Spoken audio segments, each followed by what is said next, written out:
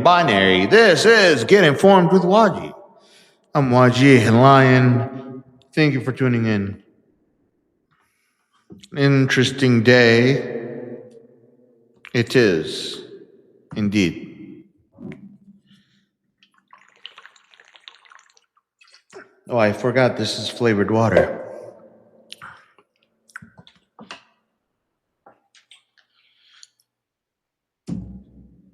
Happy birthday to you. Happy birthday to you.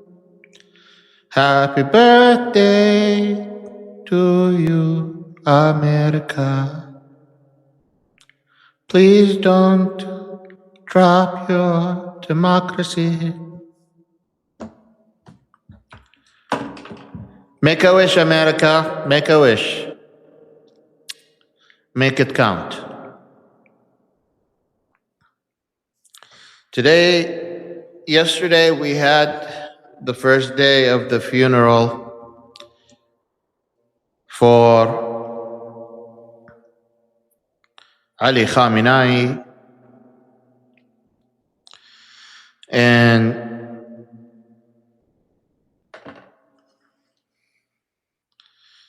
we had about 100 country visit. Marco Rubio acted like a child and said whoever goes will be disrespecting America type bullshit, or we'll look twice at you again, or we're going to look at the trade deals, something stupid like that. But before we get into that, let's wait for people to pile in. Yes, I did not have a morning show today because there was a rally for the 50 people that have died under ICE custody. We held a funeral for them in front of the Department of Justice. Took a 2-mile march, and then during the march, they had you can tell when the march is done by white people versus when the march is done with all due respect. I loved it. I had a lot of fun time, but the reason I think it's done by white people is because it was all music. They were all like singing, like they were beautiful songs. Some of the songs like brought me to tears. But like, yeah, I don't think like when I was doing any protests or planning any protests, we had any type of singing. But it was nice. It was nice. It was meant to be respectful for the people that have died, and I get why they chose, to sing powerful songs that were designed specifically for this rally. Hundreds of people showed up, and if I was Trump, I would say, hundreds of thousands of people showed up. Hundreds of thousands. We have gathered more people than any people in the world. More than Martin Luther King. Yes, we have gathered more people than Trump inauguration.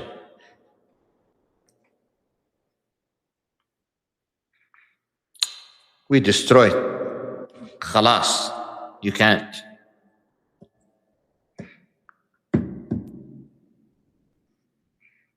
I know everyone is probably a little tired and just getting in and catching up. I'm just being a little silly. But there was a couple that recognized me, but they didn't recognize me until we started talking.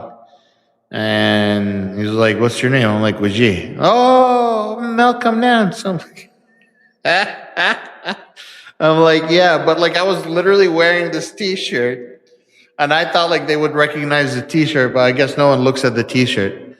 But no, no one recognized me, which is nice. I'm glad that no one recognized me because I'm not going there to be recognized.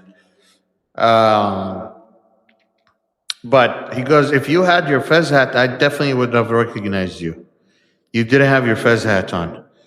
And I was like, oh, maybe I should have like a fez hat for the vlogging and I have a fez hat for going out. Because from now on, people won't recognize me unless I have a fez hat on. But people wouldn't know who Wajih is unless he has this on. If you take this out, Wajih is no longer Gaga. You put this on, Wajih becomes Lady Gaga. Immediately famous.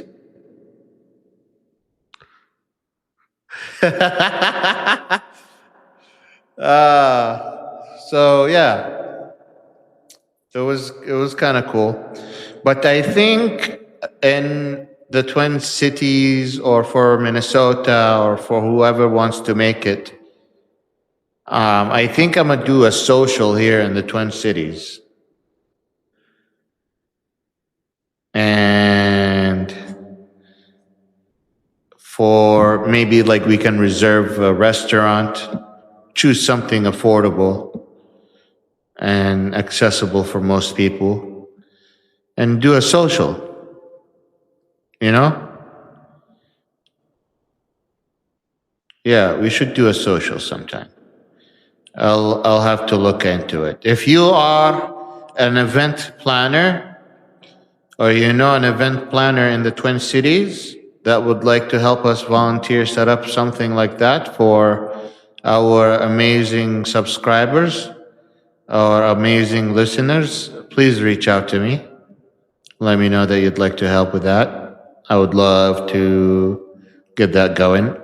And maybe in the future, we travel to different states and we can do, we can do stuff like that. Like, not meet and greet, but like, we could do like the same thing that we do in the podcast, but in a coffee shop or in a restaurant where we can talk face to face, change a little bit of the style, give you guys more one on one. I want to do like I want to do a little bit different, but we'll see how that works.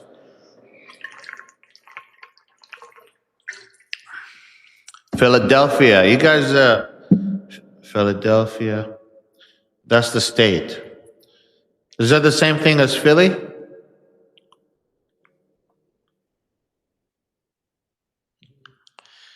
If that's where Philly is, I love me. Uh, yeah, a Philly cheesesteak. I'm gonna go there for a Philly cheesesteak. It's gonna be bad for my health, though. I just need to take. You can't let me buy more than one. Okay, let's get into it. You know, I am definitely thinking about coming to Canada.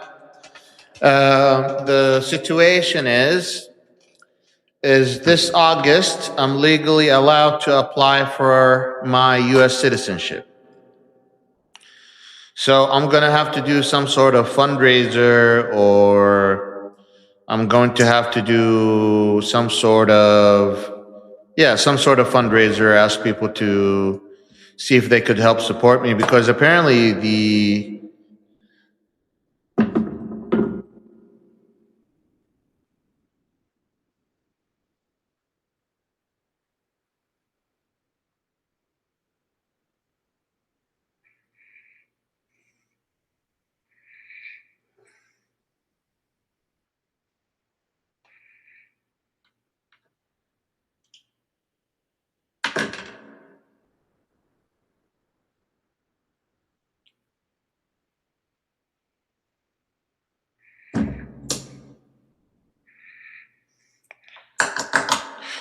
Yes. So to apply for the citizenship with a lawyer that wouldn't fuck your papers up, because the administration now says if you have one mistake in the whole document gets canceled and you don't get to apply again or something like that. Some stupid shit like that.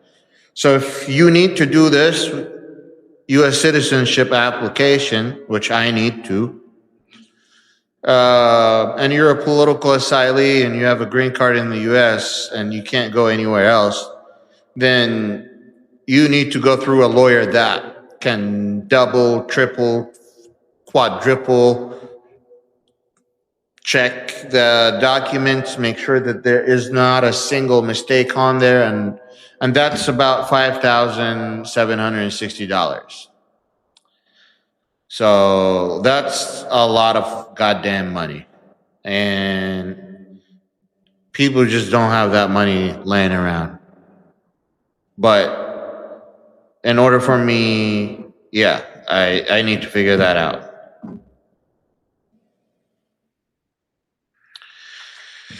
You know, I applied to change my legal name from Abdurrahman Adnan Muhammad Ahmed Yassin Khiyari to Wajih Gay Lion maybe a year or two ago, and I'm still waiting for approval.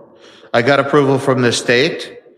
It has to go to the USCIS, and then it goes to Social Security or something like that. Just to change my name. Just to change my name. Like, I don't associate with my religious name that was given to me. So I changed it. Anyways, we were about to get into it.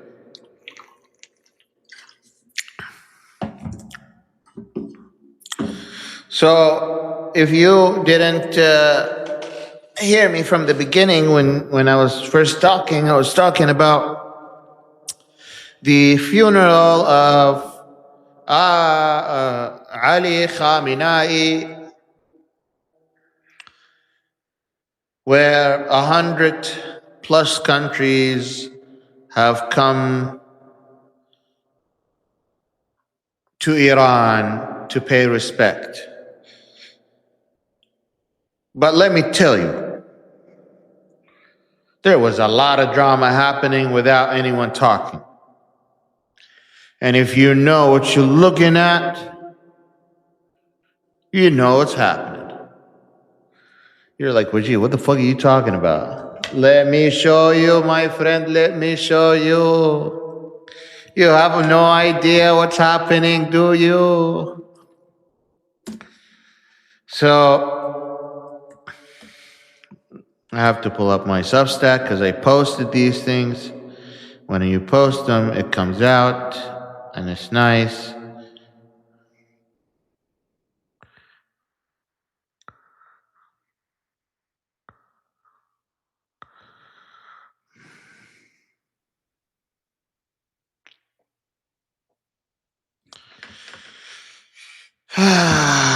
Let me show you, let me show you.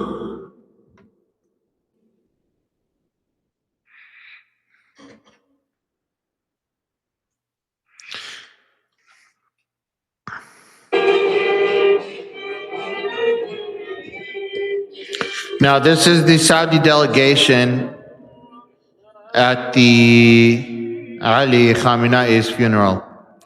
This is the head of the delegation. Look at his facial reaction, because let me give you guys context. When you go to a funeral, an Islamic funeral, usually there is a reciter, a Quran reciter. That's usually a sheikh that has the Quran memorized and has achieved several levels of enunciation, where they sit down in front of a sheikh that is taught by a sheikh, that was taught by a sheikh, that was taught by an imam, but that was taught by another imam, that was taught by another imam, that was taught by another imam, directly would they have a direct lineage of teaching all the way to Prophet Muhammad.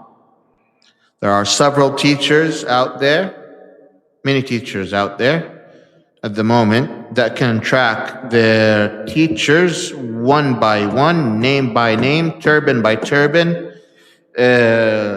all the way to the Prophet. Now, these go through a lot of training. So the Qurra usually have to go through something similar to that, which are the reciters. But the Quran has a lot of stories in it. And the Saudis and the Iranians are not necessarily on the same side, but the Saudis have protocols, diplomatic protocols.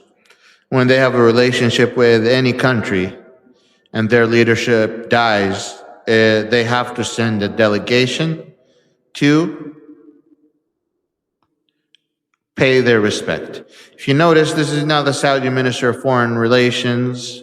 This is not the biggest official in the government. They sent certain people to pay respect alone. Now, every time someone stands up in front of the grave, the reciter has to read a couple verses from the Quran. So after he reads verses from the Quran, usually people pray and then they leave. Well, usually they just recite Ayat al-Fatiha, and then Al-Fatiha is the first chapter in the Quran, which is the first chapter that you recite in every prayer as well. And it's considered something that people also read after some people die. There are other verses that are very famous to be used during funerals, but this reciter was doing something interesting. He was reading verses from the Quran related to their current situation between each country. For example, the Qari is about to recite a couple verses from a chapter, and that verse is talking about a holy fight that happened between the Prophet and his companions, and they were a small army versus way bigger army that was coming to attack them from Quraysh, I think, Mecca at the time. So it's like the story is very much like David versus Goliath almost, where a small group of people were, with the help of God and with the help of angels and with the help of wisdom and wittiness, they were able to defeat this large army. Well, guess what verses are being recited? These exact verses. Almost saying something like, we are the small army and you guys are the big army. We're the good guys and you're the bad guys. Look at the facial reaction from the delegation as he hears the Quran recitation of these couple verses, as he realized what he's doing, was happening.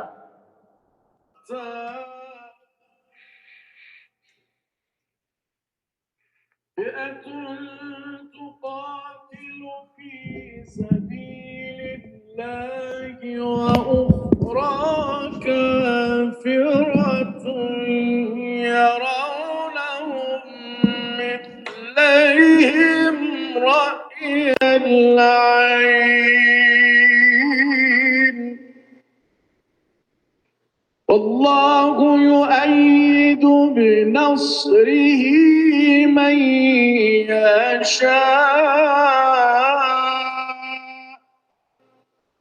إن في ذلك لعبرة أولي الأبصار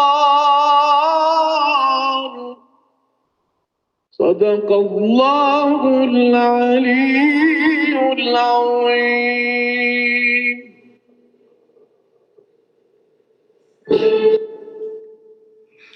This video in particular, in the Arabian Peninsula and in the Arab and Muslim world, has caused a lot of drama. Well, reciting the Quran has to be sung by the Prophet. The Prophet said, if you don't sing the Quran, you're not reciting the Quran. So you always have to learn how to sing it, and you have to learn how to sing it properly. That's why you go to many classes. Qur'an is, enunciation is not easy, and there's different type of qira'at, means there's different types of recitations. But yes. Meanwhile, the Afghani delegation, let me remind you, the Afghani delegation are who? The Afghani delegation are the Taliban. They attended the farewell ceremony for Ayatollah Khomeini, where the Quran reciter read verses of the conquest for them, recognizing the Taliban's victory over the United States. They're literally making statements without having to do any statements, which is the most Middle Eastern thing you could ever do.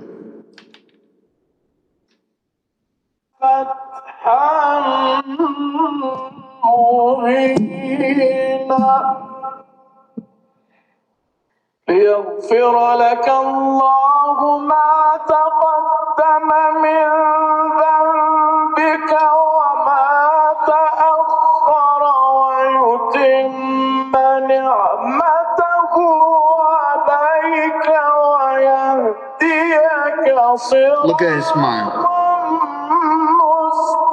مستقيما وينصرك الله نصرا عزيزا صدق الله العلي العظيم.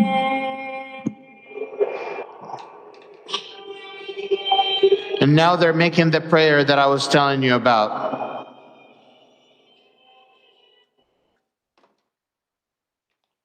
So, it's crazy. It's crazy what's happening. By the way, be careful. Our Supreme Leader, His Majesty, decided to do something very special for us.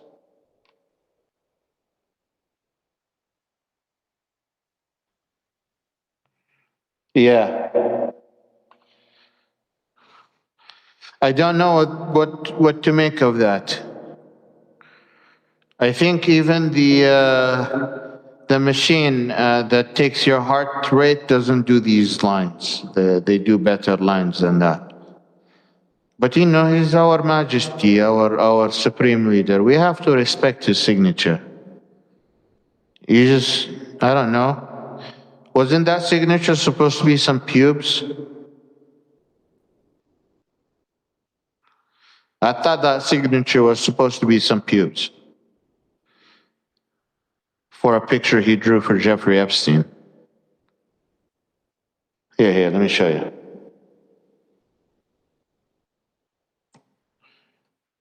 You already know it, you just probably forgot about it.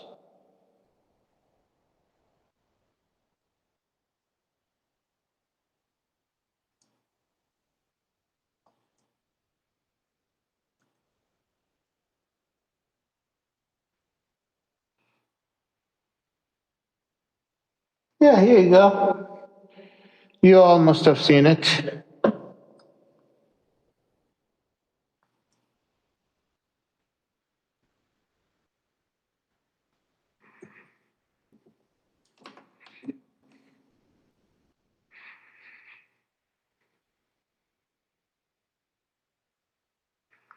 They missed the presidential seal on that one.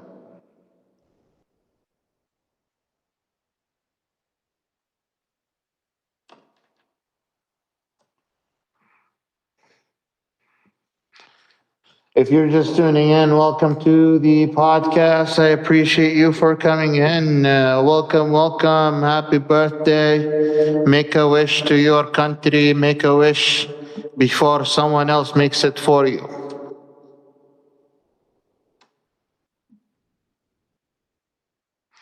Yeah, I read someone was saying today he's going to be using $50 bills from now on.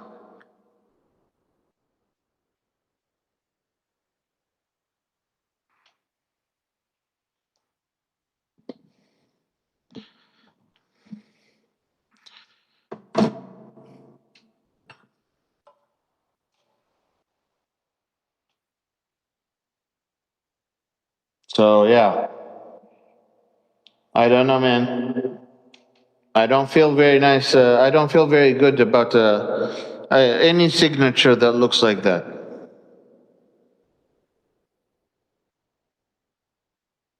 Apparently, so far, it's been told just on the $100 bills. Thankfully, thankfully. Hopefully, nothing else. Now he's on our passport. And now, if you a question, you guys, when you used to get passports, did it used to come in a fancy box? Or is this something new? I've never gotten an American passport. But really, is this the box thing just for the 200, the special edition Trump passport? Did you guys see the new box that comes with the US passport? Now because it's the special edition Trump, he has his hand on the table like that.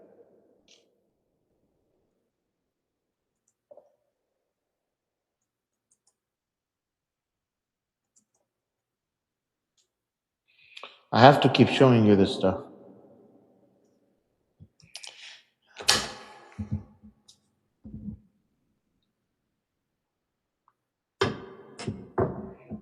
Yeah. You guys missed out. You didn't get the nice stuff. Yeah. And let me clean this for you.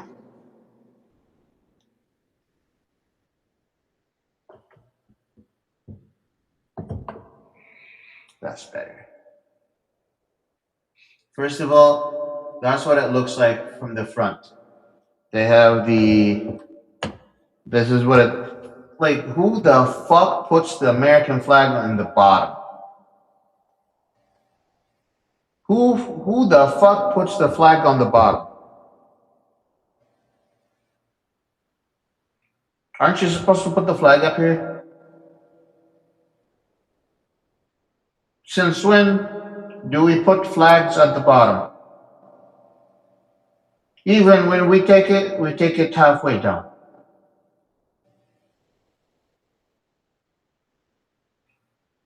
I don't know, man. Some crazy with the design. Let me show you the box. Let me show you the box. Now, here's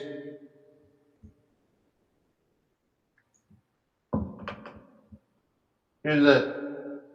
Have you ever seen him do that? Have you ever seen Trump make a picture like that?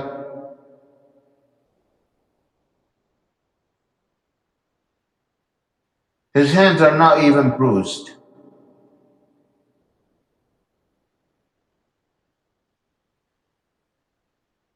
There's no bruising. And by the way, it seems like he's signing all of these by hand or something. I'm not sure. Because it does look like it was made by a. Let me see if all of the signatures look the same. No, wallahi, all the signatures look the same. Never mind.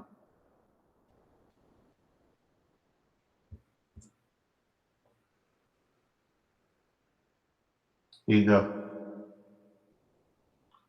Look at Rubio.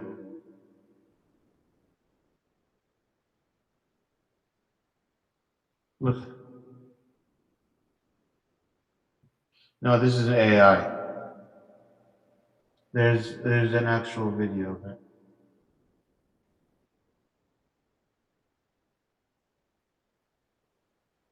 Marco Rubio new passport.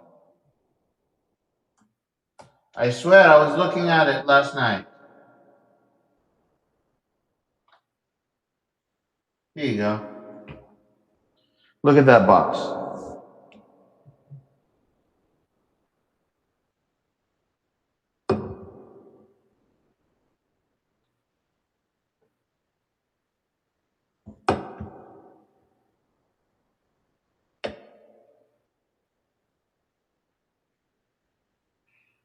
You guys missed out.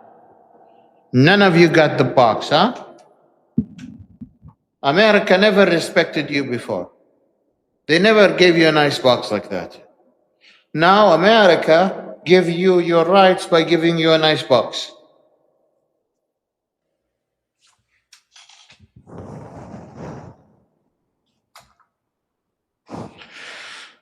Well, they so far haven't said anything. They said if you're applying for a new passport, that's what you get, I guess.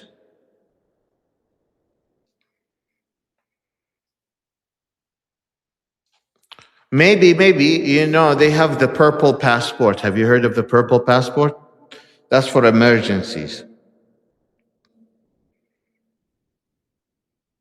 But you have to be out of the country, that's right.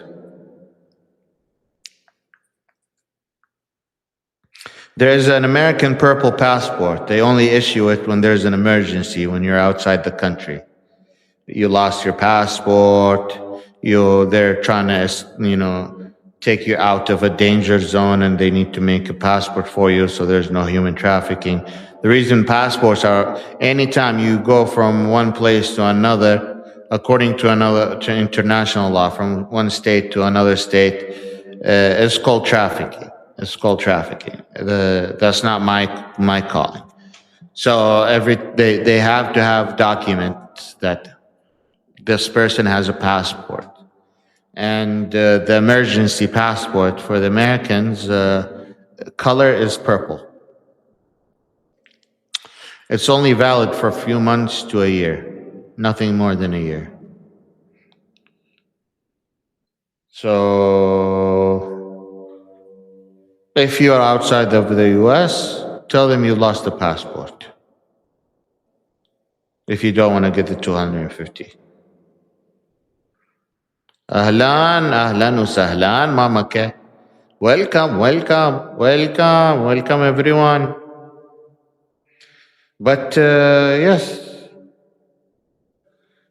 you always got your passport empty, huh? No box, no chocolate, no champagne. Now you get the passport. I need to wait then. Wait, how long does it take to... How long does it take to get the citizenship after you apply in the US? The U.S. citizenship process usually takes between 6 and 14 months. It is from 6 to 14 months. So if I apply for my citizenship, maybe I will get the Trump special edition.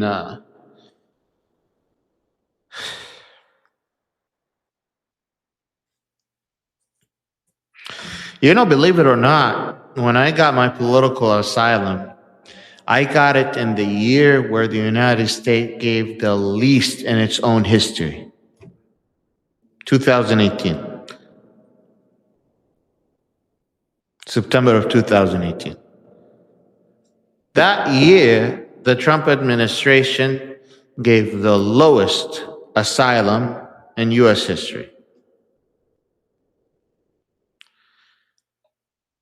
Now I am applying for my citizenship. He's still in office. Wallahi, I love you, Trump. Leave me alone, okay?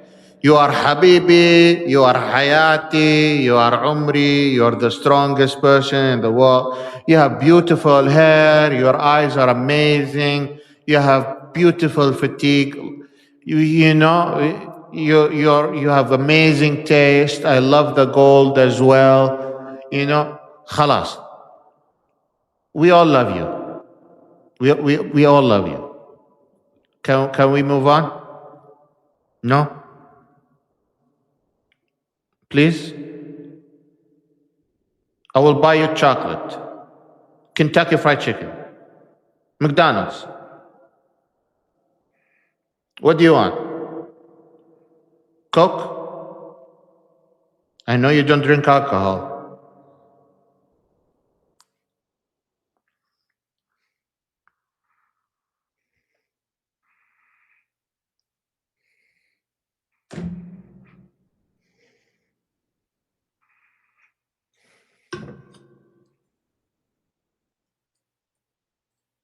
Did you guys see Trump's arch?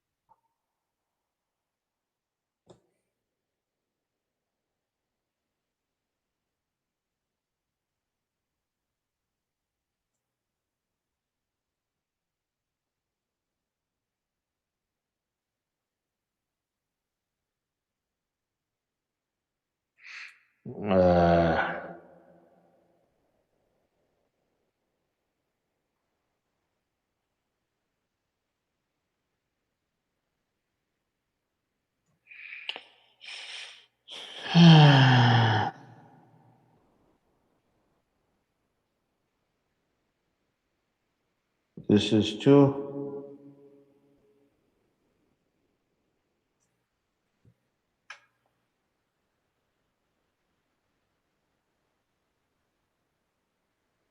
Let's see if this would let us open it. No, paywall. Everything now is paywall. Anyway, so Trump wants to build an arch.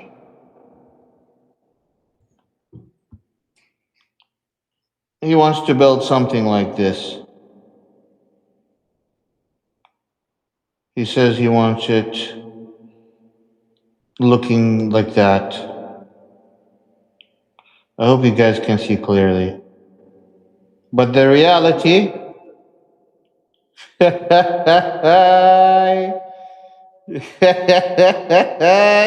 have no idea. This is the reality. It's made out of paper box.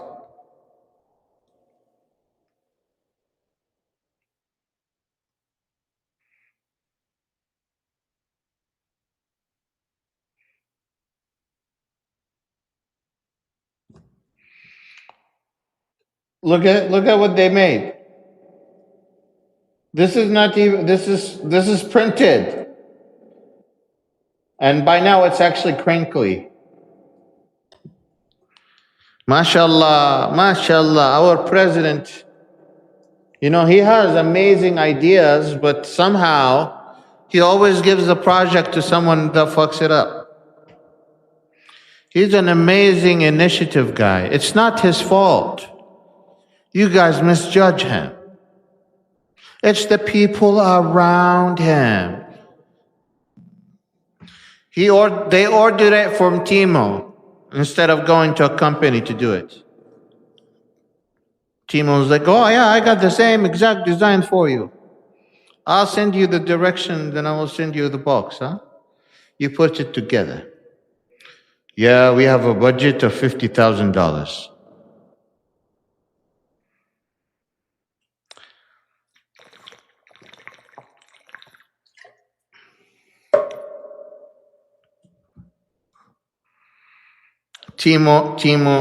The Timo arch. Trump, ya Habibi Trump. I know you have good ideas, but come on. Your team keeps dropping the ball. They don't wake you up when you sleep. They don't like you.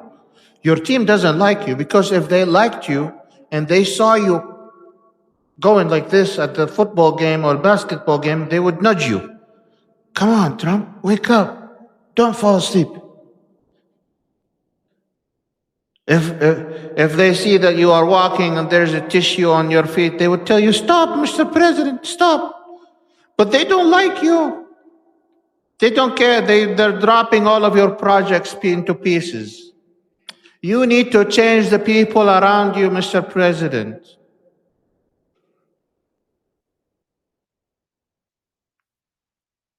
Wallahi, you need to change the people.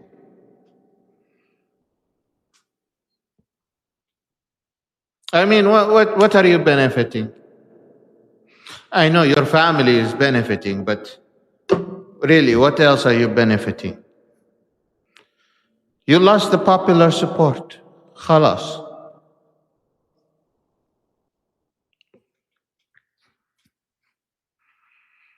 Put some professionals. You mean, okay. If you don't want to change the circle around you, at least hire the companies that do it right. Like, I'm not sure if you hired a good company to build the ballroom yet or not, but did you hire the same company that did the interior of the Pentagon to put the bases? After 9/11, there was a specific company that made a specific type of concrete, and that kind of held some big PSI and shit. Is that the company you hired? Or did you hire one of your friends? Because honestly, until now, your friends are all doing some Timo shit. Even maybe if you want to hire the Swiss. If you don't want to hire Americans, or hire, the people that work here, hire professionals. Bring them from overseas like the Saudis. But come on. Okay, let me tell you what. Have you ever taken a knife and chipped into the pool and the ink came out?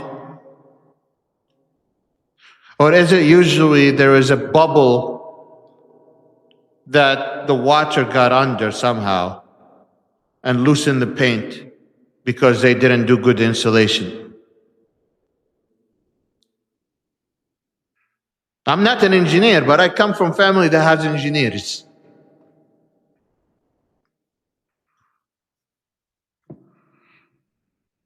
There's simple stuff.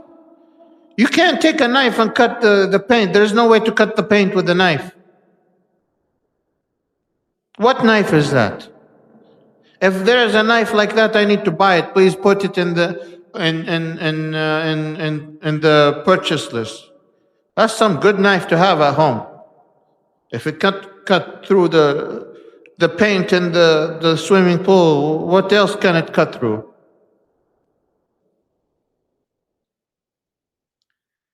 If you catch the knife, you have to put it. We need to see the knife. Wallahi. I thought the pool was perfect. But I don't know if you guys know, for the UFC fight, before the UFC fight, there was oxygen devices that put oxygen in the water. For some stupid reason or another, before the game, they decided to take those devices that push oxygen into the water. And when you don't have oxygen moving, when you don't have moving water or fresh water adding to this moving water, usually algae comes in because there's no oxygen. Not enough oxygen. Okay, so algae grows. And it can be shady and it can be whatever. So, why did you remove the devices? Didn't I tell you you're hiring the wrong people? The algae, who's going to put algae in the water? Who's going to bring the algae from the ocean? Isn't there enough cameras in Washington, D.C.? Don't you have the CIA, NSA? Can they track if someone is bringing algae from the ocean, bringing it into the pool, to the pool? You have the drones, you have everything. You are the strongest. How can't you? You have a U.S. Olympic guy just wanted to see the water. Poor guy, all his life he's playing with water. He saw water, he wants to put his hand in water. Yeah, this is a common thing someone that plays with water does. Anyone that likes water, as soon as they see water, they put their hands in the water. It's a child thing to do. It's disgusting as fuck because the pool is not always clean. But that's the most human thing to do. You see water, you put your hand in the water. But subhanallah, I never knew that your hands are enough to destroy the pool.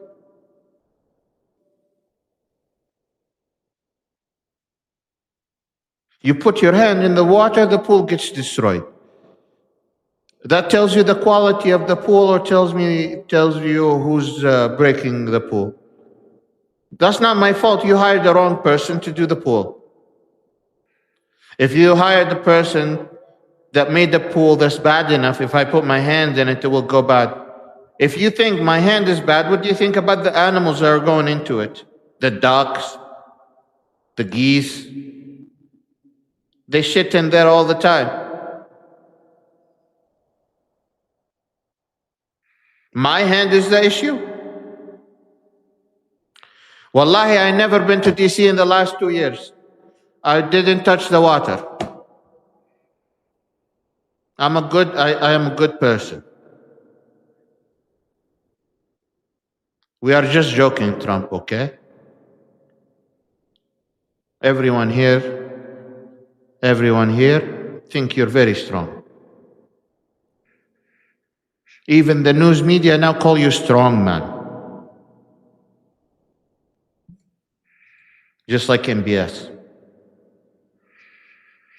That's a good accomplishment.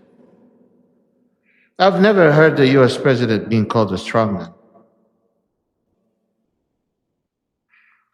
One for the history book indeed.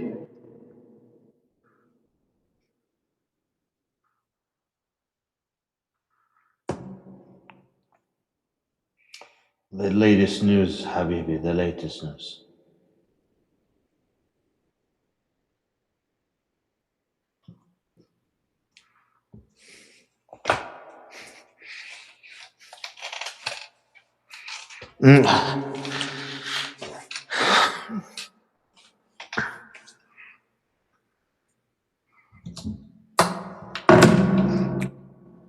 I don't think I heard we have a strong woman in America. We have powerful women in America. But strong? No strong. Now what are they called? Those guys that don't like women. They're gonna think I'm with them, I'm on their side.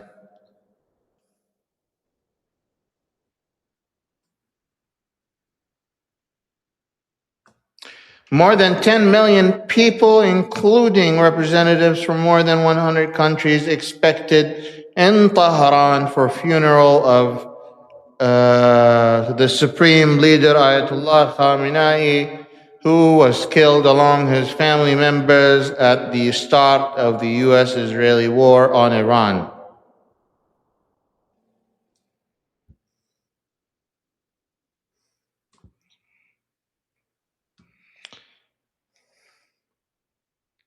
Israel has attacked multiple sites in southern Lebanon, claiming to target Hezbollah.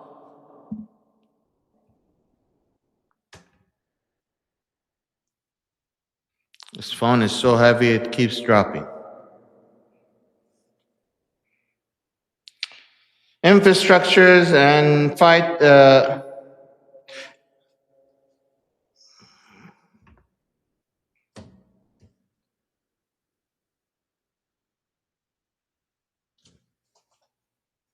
Infrastructures and fighters, despite agreeing with Lebanon last month to a framework agreement to end the conflict in the country. Yeah, so I thought there was a ceasefire in Lebanon.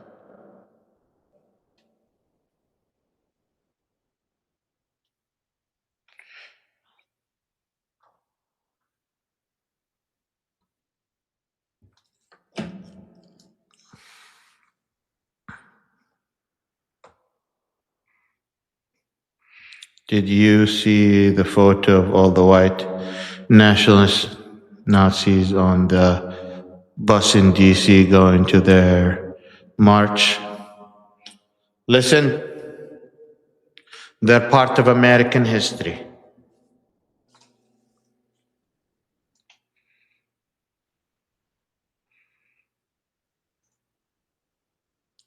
Can you deny that? The question says, did you see the photos of the white nationalist Nazis on the bus in DC going to their march with what? With that young black girl. Oh my God. What young black girl? Regardless of which young black girl. It's part of American history.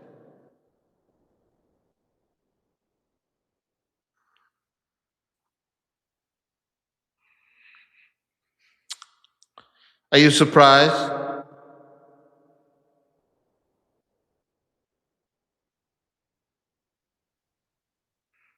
I'm not saying this to shame the United States, but the United States has a lot of things to be shameful about.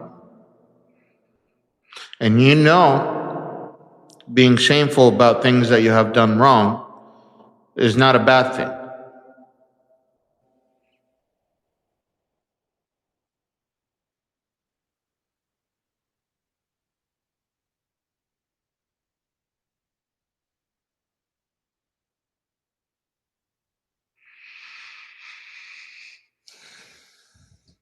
Lebanon Health Ministry says about 4,301 people have been killed and 12,199 people have been wounded in the Israeli attacks since March 2nd. Today, we went in front of the Department of Justice to have a funeral for the 50 people that ICE has killed under their detention.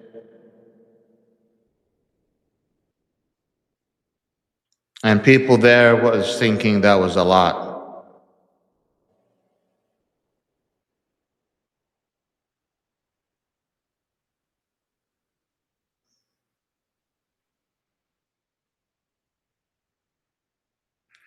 Why do we expect people from these countries to continue to support us? Not saying that in a bad way. But this is nothing that the United States hasn't studied before. When I was in high school in the United States, the CIA came up with an equation, or the Pentagon. For every drone attack that happened in Afghanistan that killed a civilian, they generated 1.5 terrorists.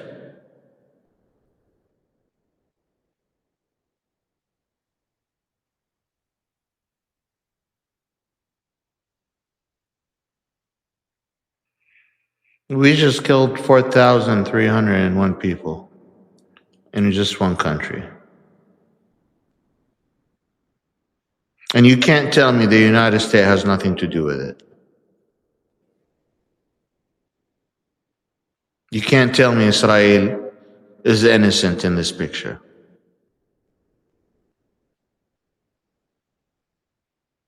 That was the equation back then. I didn't see an update, but I'm sure this is a different equation.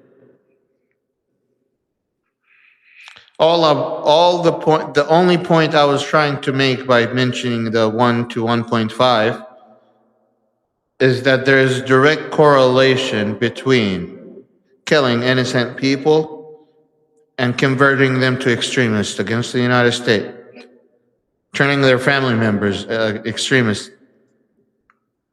against the United States. This is a study that the US has done. This is not my opinion.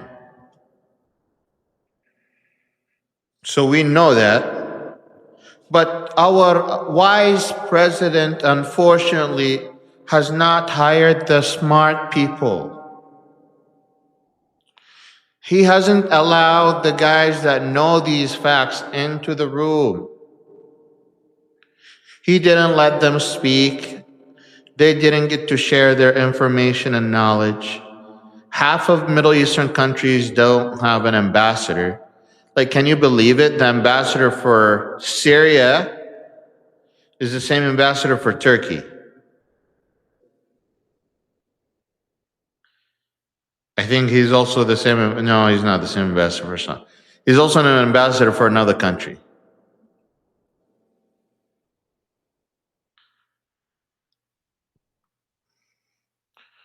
We need our experts. Our diplomats are being kicked out. Our intelligence agents are being kicked out. Our government is being eaten from within inside.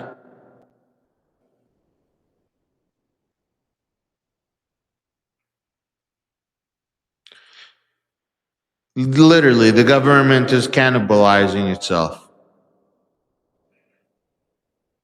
We're closing departments. We shut down the Department of Education. We shut down the Doge hasn't left anything. They are supposed to save money, but in my opinion, they cost us way more than anything that they have saved.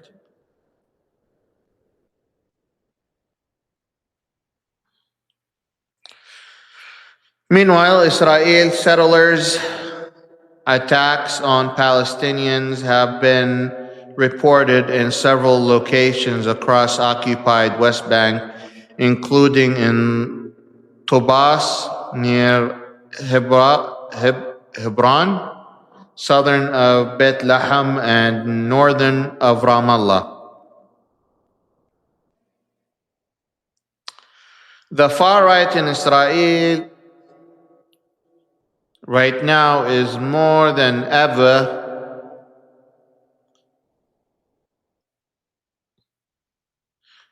encouraged to attack Palestinians, kicking them. And I'm not talking about Hamas. I'm talking about normal civilians that have nothing to do with extremist organizations. These are normal people being kicked out. And again, I want to remind you, there's a direct correlation between killing innocent people and turning people into extremists. You want to fight extremism, you have to understand how you're creating it. You can't just keep doing fucked up mistakes and then tell me you're trying to fight extremism. You're causing it. You're generating it. We're telling you that you're not doing the correct thing.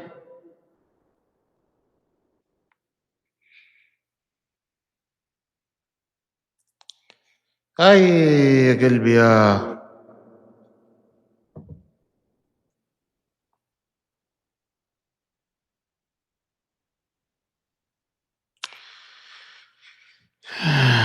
Iranian Foreign Minister.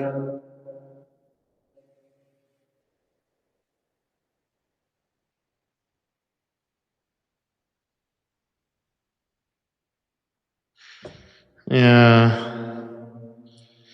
The Iranian foreign minister praises participants at the Khomeini's funeral.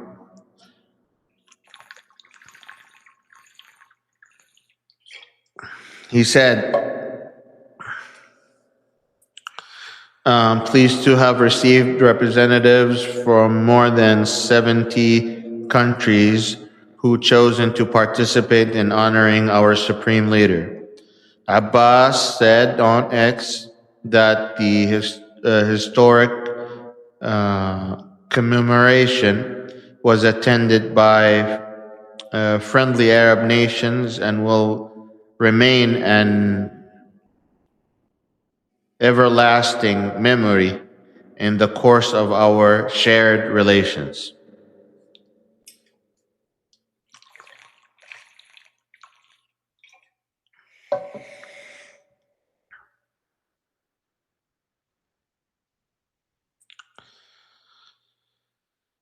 Let's see if we have questions.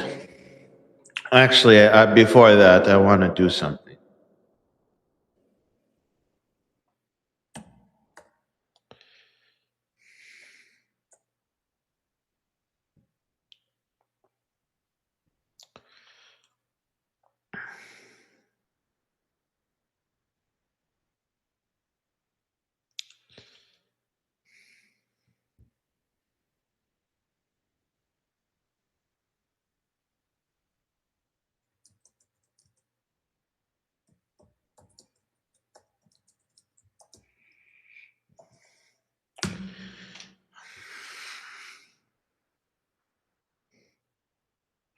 Welcome back, Mama K. I hope you got everything you needed. What, are you frozen, Professor? No. I'm just pulling out a document that I made for this podcast, and I forgot to pull it out because I was distracted by the news and talking and answering questions.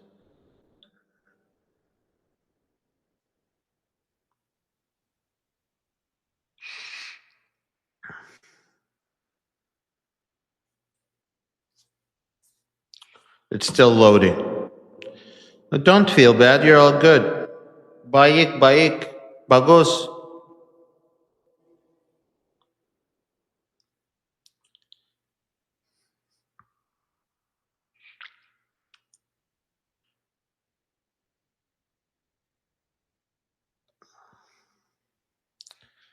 We talked about some nice stuff for a second.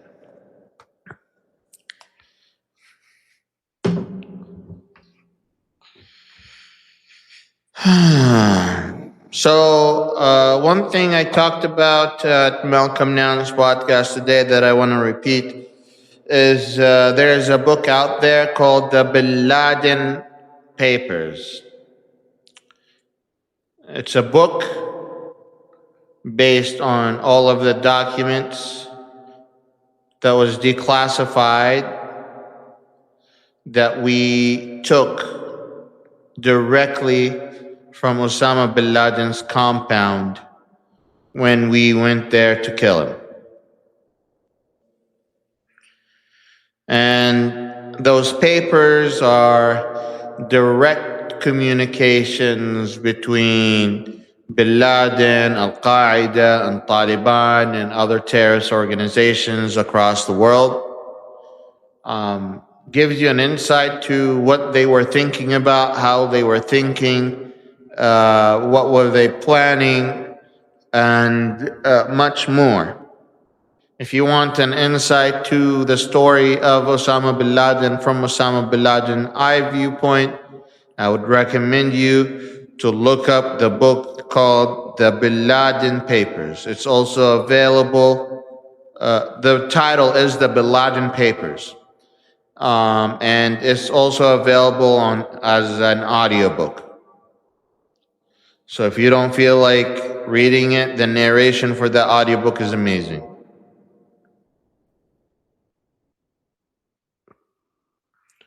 So if you have a long trip or you have something that a long project, It's really worth the read.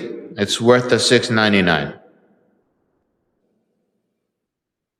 You will come and thank me for it, because the things that you will learn from there are way more than things I can teach you.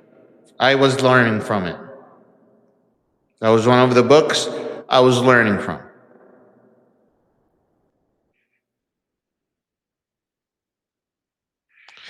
I was asking Malcolm Nance if he had a chance to look at the Osama bin Laden papers, and believe it or not, he had a chance to look at the real papers in person.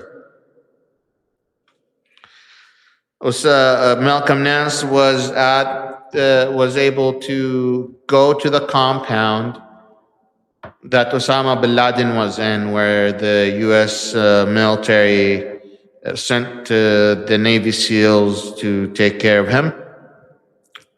Well, after that, Malcolm Nance was there, and he has one of the book stands for the Quran that was owned by Osama, and he had a chance to look at the documents in person. Does bin Laden read it himself?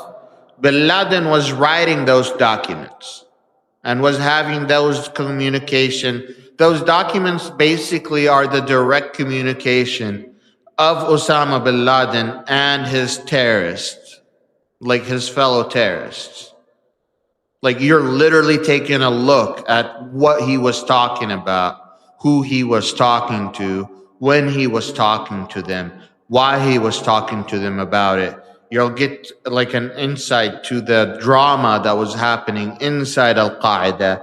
You'll get a chance to have the conflict of interest some of these guys have. You'll learn the mistakes that Al-Qaeda was making that has resulted in the decay and the dismantlement of Al-Qaeda. So you will learn so much reading that book, and me summarizing it for you wouldn't do it justice.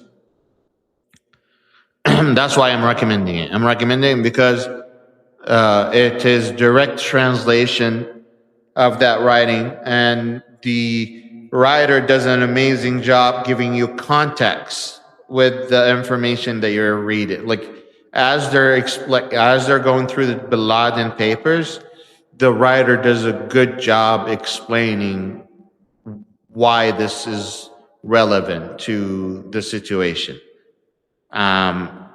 or explaining a little bit of the background, because it is directed to Western audience. So you will really, really enjoy that, knowing you guys.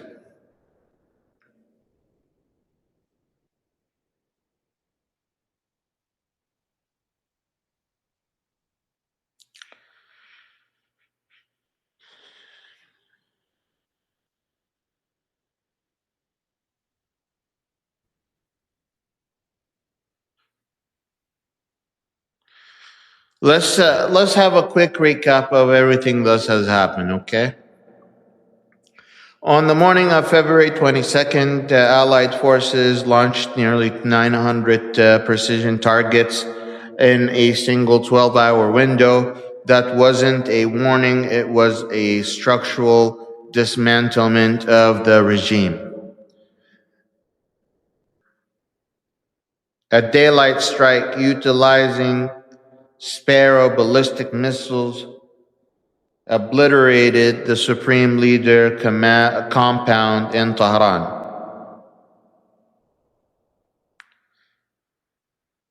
People were killed, included the Supreme Leader Ali Khamenei, his immediate family, and the absolute top tier of the Iranian military command. Iran fired back with thousands of drones and missiles at the US bases and embassies, global trade, through the Red Sea and the Strait of Hormuz slammed to a halt. At that point, the United States was hoping that they have decapitated the Iranian regime without assessing the Iranian capability of using the mosaic military strategy, where once you cut a head of the snake, you have two heads, and so on and so forth. The government is one of the most sophisticated, complicated governments on the planet, and the military is divided by each city, by each province, by each state, and they are, if you kill one of their leadership, the leadership moves on. They don't need much direction. They don't need much orders. Then they already know what to do next, which is exactly what happened. Inside Iran, total chaos broke out.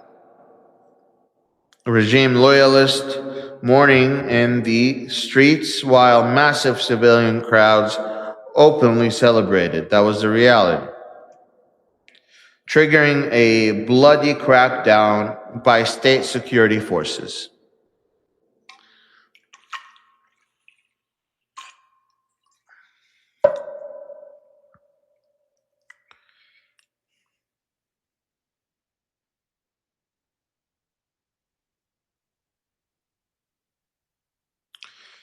Now, while all of this happening, there's some questionable things happening in Iran that no one has been able to get us answers on. And these unknowns tend to bring us mystery, misunderstanding, miscalculations, and even distrust in what the Iranians are telling. The mystery is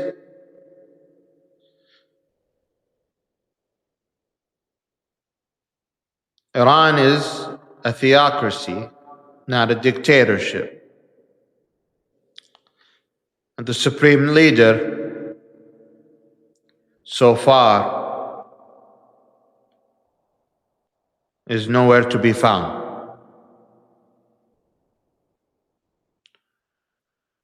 It can be very well for security reasons.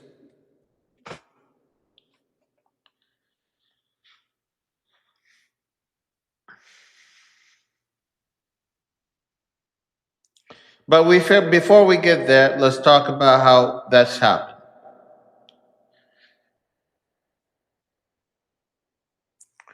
So, as the supreme leader killed,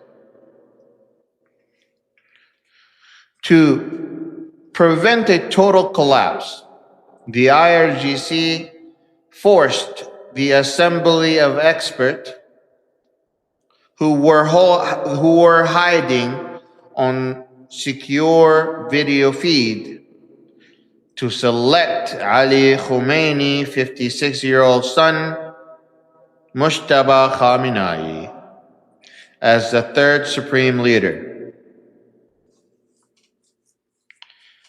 I have to tell you something about this.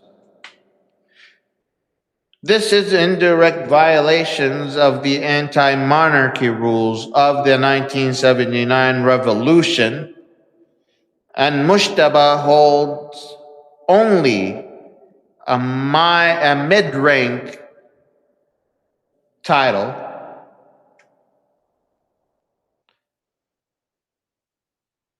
lacking the required rank of Grand Ayatollah.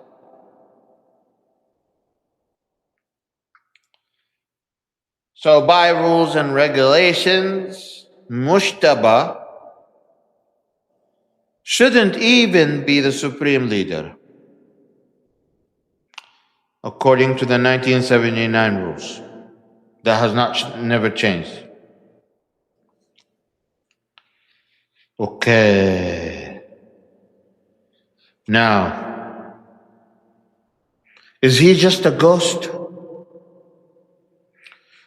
Or is there more to the story?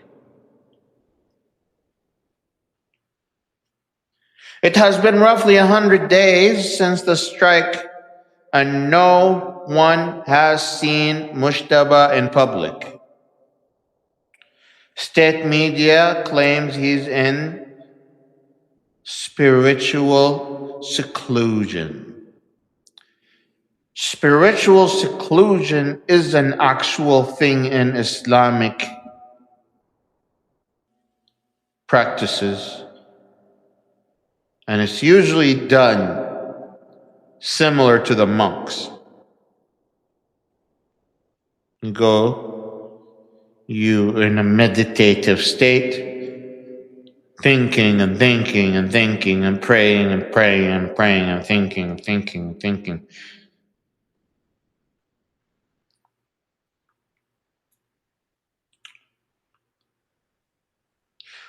What they keep doing, though, is they're releasing written edits, but there is zero live visual proof that he's okay. Or there is no proof of video of him writing these letters or signing those letters off or saying, I approve this message, like you guys like to say in every election. Wajid Lion approves this message.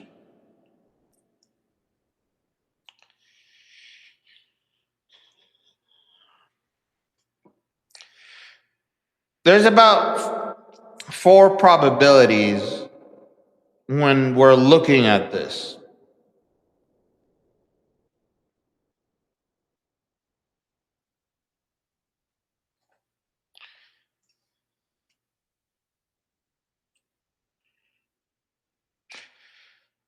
So some people says he's recovering, that's the first one, from major injuries, hiding from Israel assassins, but geniusly running things behind the scenes. That's scenario 1.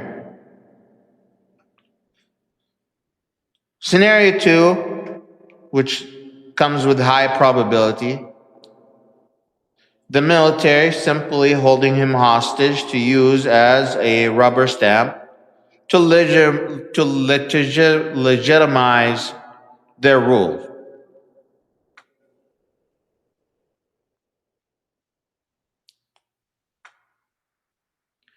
Some say he's medically incapacitated.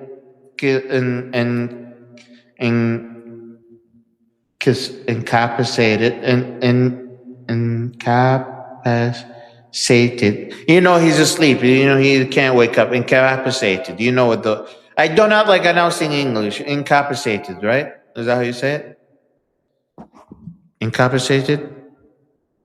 No? Okay. No, I can't see any. Okay, I'm good. So he was the third option is that he was severely hurt or brain damaged, and he's in induced coma or physically cannot run the government.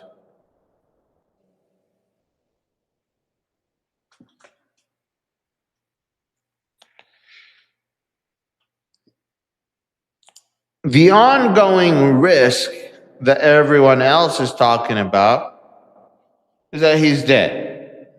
Khalas. And the IRGC is covering it up to prevent the state from total collapse.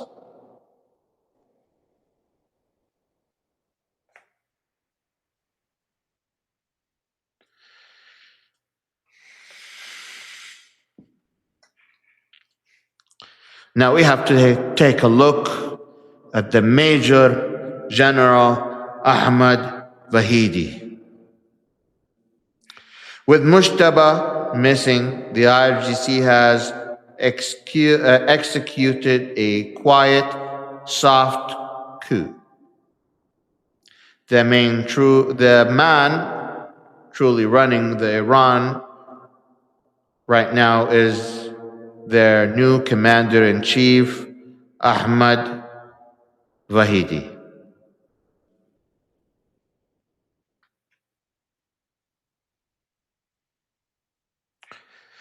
He's a hardliner, wanted by Interpol for the 1994 Jewish Community Center bombing in Argentina, where he killed 85 people. He is heavily sanctioned for nuclear proliferation and for violating, suppressing the Masha Amini protest. So you can't get more hardline than that. I mean, you could, but that's quite hardline.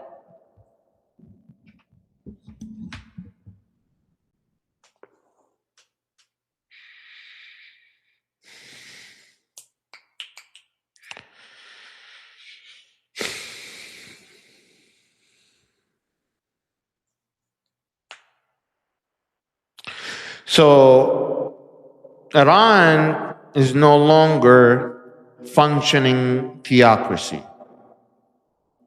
It is a fragile, three-headed monster.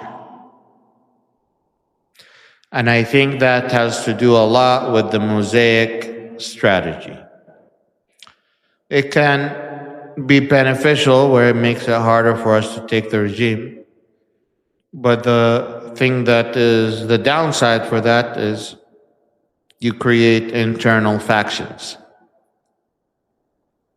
The symbol, Mujtaba Khamenei, where he's the ghost. The muscle, Ahmad Vahidi. And the bureaucrats, the parliament speaker, Mohammad Baghragaf, and the foreign minister, in my own opinion, with the Speaker of the House. What is the wild card here? Keep an eye on Iran's conventional military, the Artish. Their job is to defend Iran's broad border. Not the regime, not the religious survival. If Vahidi pushes too hard, the Artesh might refuse supporters, might refuse to suppress civilians, which could spark a civil war. Let me repeat that. There is a part of the Iranian military, it's called Artesh. This Artesh was there before the IRGC. Their job is to protect the borders, to protect the regime. Their job is not to protect the regime, religious survival. That's not their mission. So if the new commander-in-chief of Iran pushes so far and tell him, oh, you need to kill civilians, Artesh could say, no thanks. And because they could refuse that, that alone could cause a civil war between two military factions. If you like what you're hearing, destroy the heart button. It is America's holiday, and I need your support. There's 257 of you. You should retweet the space, restock the space, share it. If everyone, 250 shares this, this would be number one on the platform. If just every one person click share. You don't want to become paid subscriber, it's okay, click share. If you want to become paid subscriber, you can't afford it, message me, I'll give you one, no problem. But if you want to support my type of work and this type of investigation and this type of classes and this type of education, then please consider becoming a paid subscriber. My subscription is only $5 a month or $30 a year. Or if you want to be a VIP, it's up to $1,000 a year. It is very affordable, but if you can't afford it, we can make exceptions and give it to you for free. Don't feel like you have to explain yourself. You don't need to explain anything. All you need to do is message me and tell me you need a subscription on the house, and you got it. No questions asked. No problems. Okay? May the fourth be with you, huh? Isn't that for you guys Star Wars fan? You say, may the fourth be with you? I'm still learning American culture.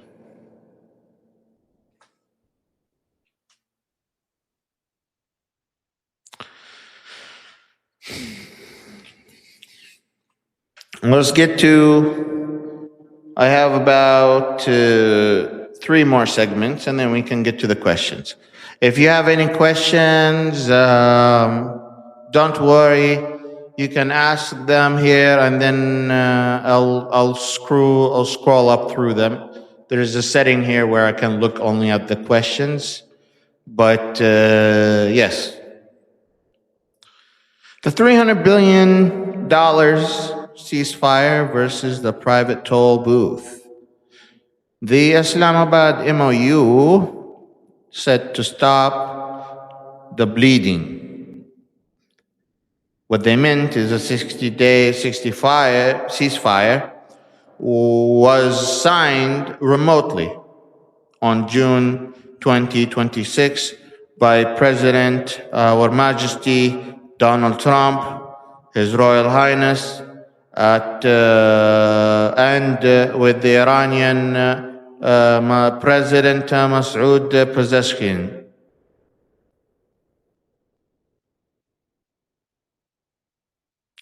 The deal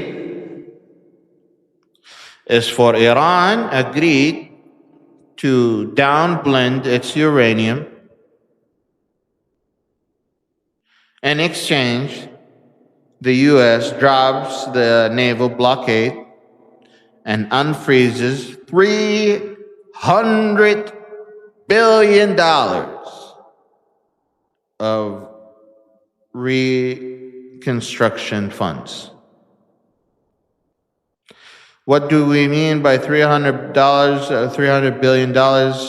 We still don't have the exact details. But the talk is about being the Gulf states and international countries having to fund that because Trump doesn't want to pay it.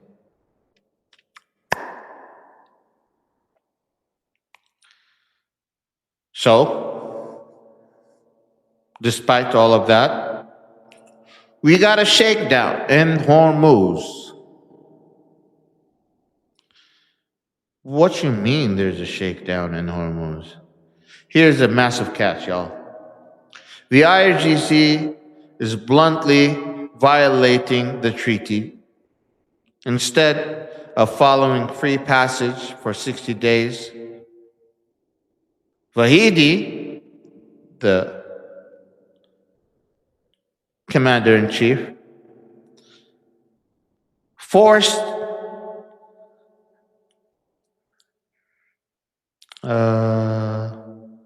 the Vahidi forces have set up an illegal mafia-style toll booth in the Strait of Hormuz,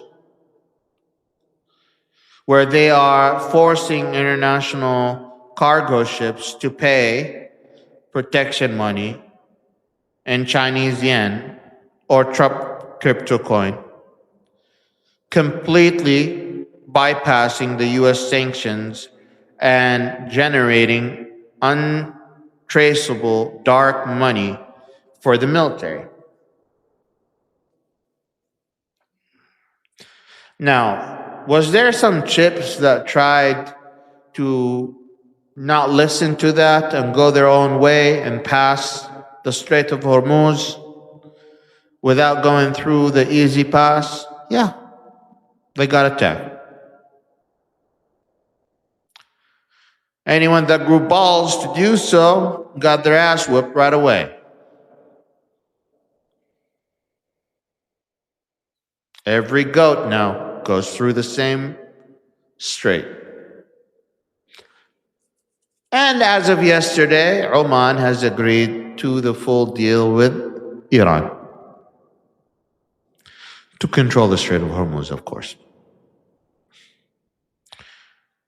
Donna, how dare you miss my appointment? How dare you? It is always, I have to put you talk, What is? Donna, okay. I'm just joking. Yesterday was what, John?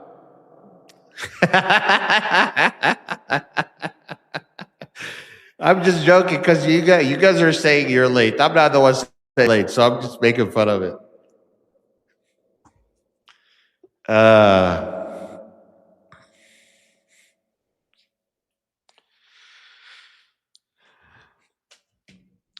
Whose military? The Iranian military might have a civil war between themselves, but it's kind of, I doubt it, but I'm just explaining why something like that might happen, answering your question, Donna. Vahidi is playing a massive game of nuclear chicken. He is dragging the U.S. to strike his ships. He is betting Washington will tolerate a local extortion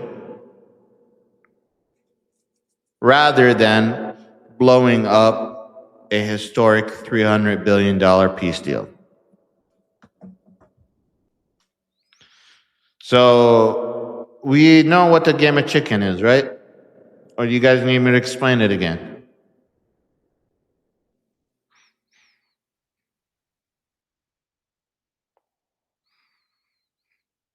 Okay.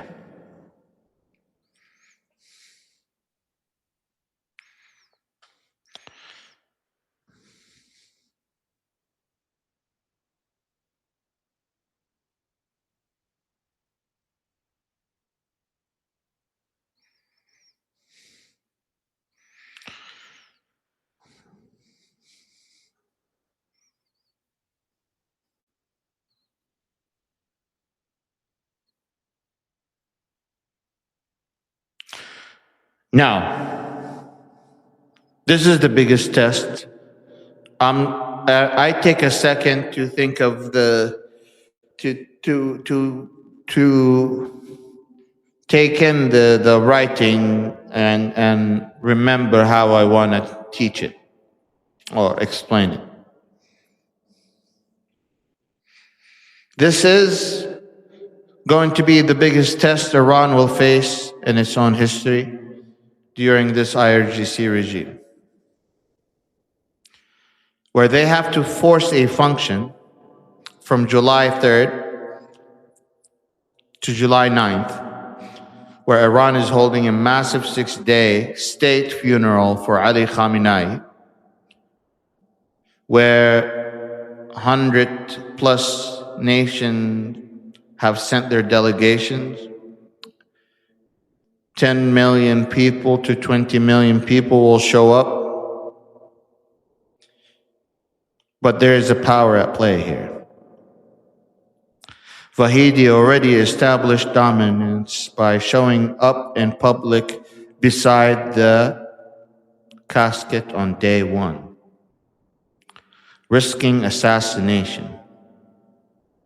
Meanwhile, Mujtaba, the supposed newly elected supreme leader, completely failed to show up to the opening of his own father's funeral.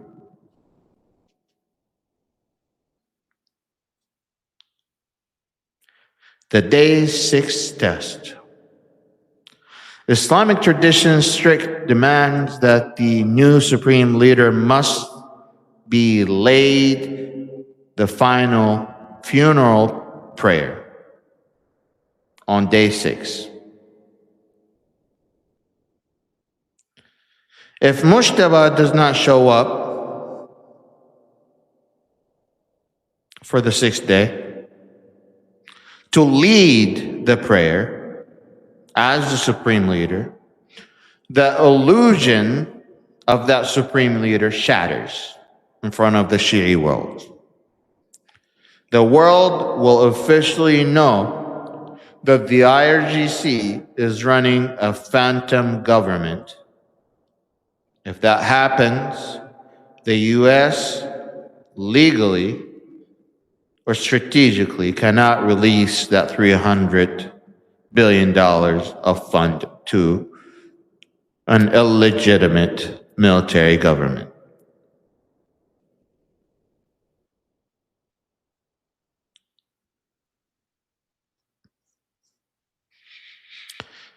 Yesterday, I attended several of Arabic spaces on Twitter where prominent members of the Gulf states were speaking in debate. There was a lot of drama happening. First of all,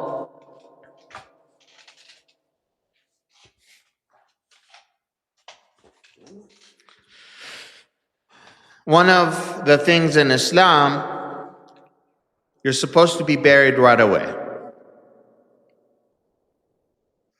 And if you're not buried away, Muslims in the Sunni world especially say that the earth has rejected you. Meaning that if God was merciful on you, He would have eased your situation after your death, so you would be buried as soon as possible with God's blessing. That's according to the Sunnis and the Gulf states. Now, Saudi Arabia and Qatar are under a lot of fire from their own neighbors and from the United States for attending Ali Khamenei's funeral.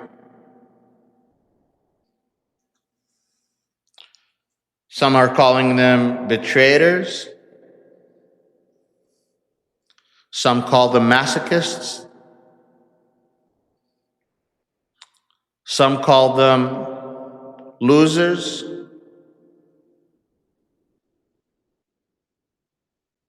But the Saudi government stance on this is that we have a protocol. We didn't send our highest governmental officials. We sent a simple delegation to pay the diplomatic respect of any country that we have a relationship with. And that is just our protocol according to the government. I showed you earlier in the podcast, when the podcast started, when the Saudis showed up for the funeral to pay their respect, the reciter of the Quran recited the two military verses, the two military meetup verses that is similar to David versus Goliath, where Muhammad and his companions were at the Badr,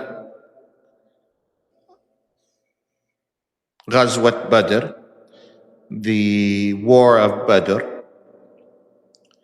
where Muslims were a minority, a small number of military, but with smart wittiness, knowledge, God's blessing, the angels that have come down, they have beaten that larger army.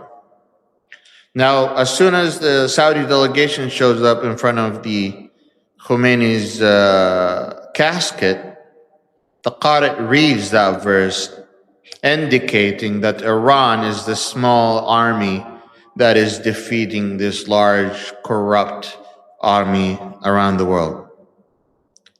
When Taliban showed up, the new leadership of Afghanistan, they played a verse of the conquerors or conquests, where they are symbolizing that these Taliban were victorious against the Americans. Nothing was said publicly. It was only the recitations of the Quran. Only if you know, you will know. And if no one explains it to you, you would have never known. The drama is there. Saudi got a lot of heat even for that moment because Iran degraded them on the world stage in front of all of the Muslim world without saying a word. The issue here is the Muslim world is united against Israel. I'm not a practicing Muslim. This is not like the issue that I'm trying to get into, but the Muslim world is united against Israel and is united against what's happening in Gaza. And the Saudi government allowing Israel and the United States government to go all the way to Iran and attack the Iranians seems like a betrayal to the Muslim world for allowing Israelis to do whatever they want.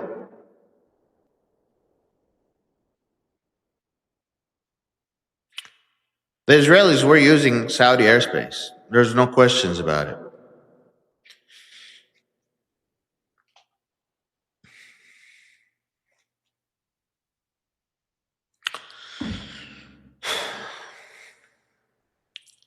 As we watch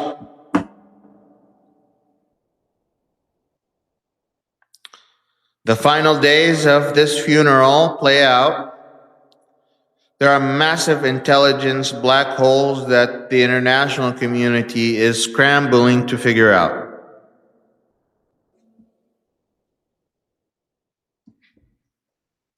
Will the Iranian state broadcaster use AI to project Mujtaba presence at the funeral? Or will they hire someone like that look like, not hire, well, you know what I mean, a double, a body double, which is very known in dictatorships.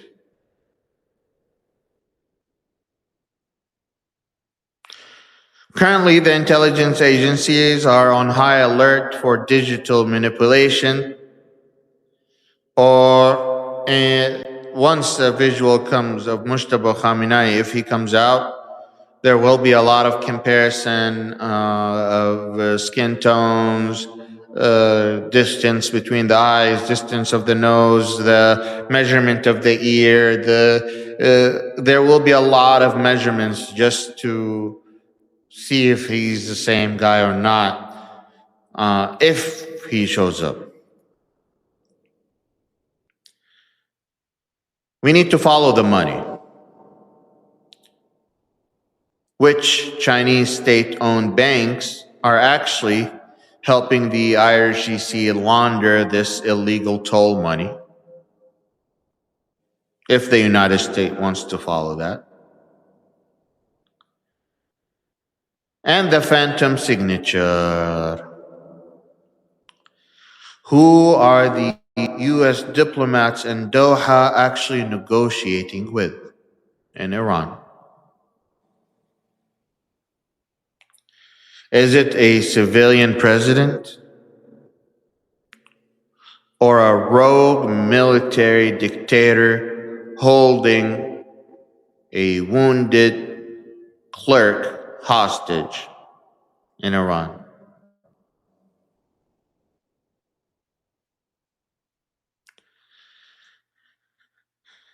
The next few days in Tehran will dictate whether we get a historic diplomatic reset or the total violent collapse of a sovereign state. The last thing you want is the sudden collapse of a sovereign state, because then you have a power vacuum, and with power vacuum comes more terrorist organizations and more instabilities. Now we can go to questions.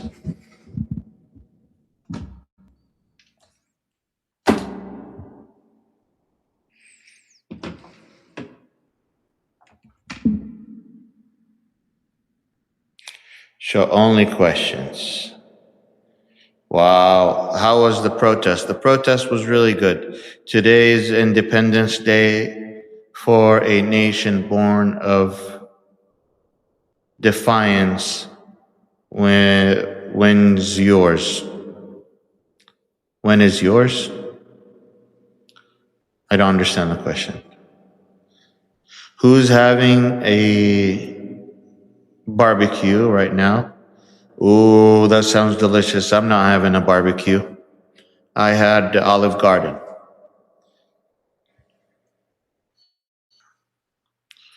I like the singing. Can you translate?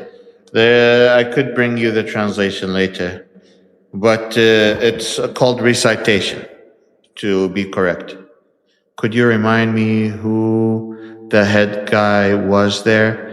The head guy in Iran was Ali Khamenei, that was assassinated. Is it just the $100? Mary, the $100 for what? I missed that question. No, does it have his face? I don't know. I don't remember that question. We opt out if we don't want his picture on the passport? I don't think so. I think that his that's his look in court. Oh yeah, you're talking about Trump's picture? Yeah. Isn't that the mugshot? Almost looks like the mugshot, doesn't it? Opting out of his pick. No passport for you. This regime would probably put you on a list. Oh, I don't want to be on a list. Is it 4 size bigger than Marco's regular passport? You know, maybe you should see him in kindergarten. He'll tell you. What would it take for Riyadh to reverse its denial of U.S. Basic access? The Saudis have already given U.S. back access quietly. The Trump administration threatened the Saudis that he would not send them any missiles or any weapons or anything like that, and already started threatening the royal family and shit. So they quietly, answered to that. But while they're doing that, they're also looking for other allies to meet up with and ally with, and they're starting to figure out ways to step away from the United States. I said this way too many times from the beginning of I started talking. When the Saudis want to end the relationship with a country like the United States, they don't shut the door on your face. They close it very slowly without you noticing.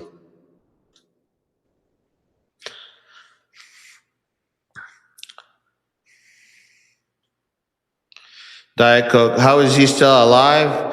I'm telling you, he's not human. He's descended from God. Diet Coke, fast food, how is he still alive? He's descended from God. God brought him down from heaven, blessed him. Bullet came to him and God chose him. God wanted him to be alive. What do you know? You know nothing. He's almost like a prophet. You didn't know? JFK alive, Prince is alive. What is what's his name? Elvis alive. They're all alive.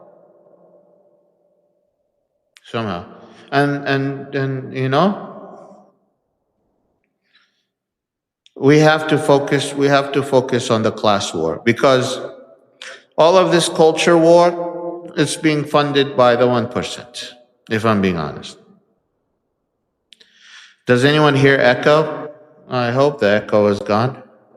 I wonder when they canceled today's official parade if they knew Patriot Front was going to be around.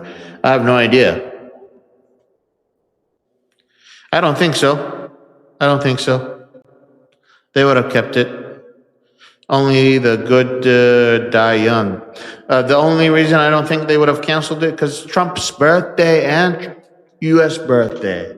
So Trump is not going to cancel his own birthday. Remember, he's going to have a crowd bigger than Malcolm X. Not Malcolm X, Martin Luther King.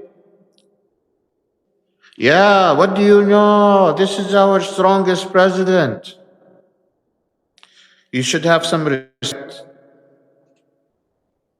Next time, ask your questions and think about it, huh? You trying to get me in trouble? I'm a good guy. I love America. America first.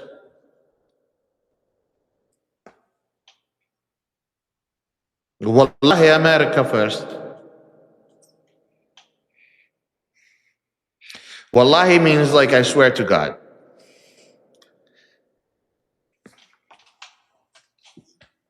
Only the good Diane clicks because of crinkling.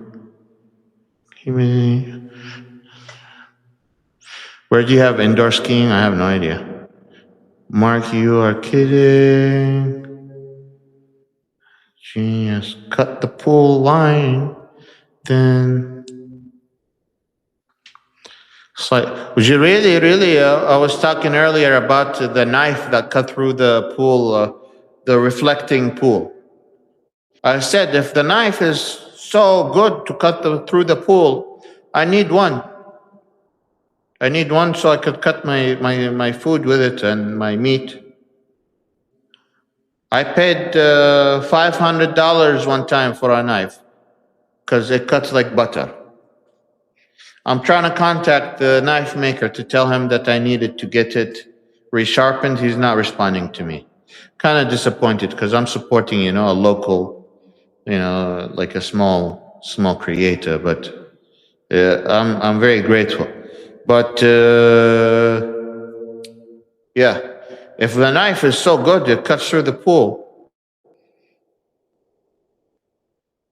then we all need to have one. Who drives through the pool like that? Who does that? Why? I don't see the purpose of the way Trump. You know what is really scary is those speakers they have and the surveillance devices they have installed.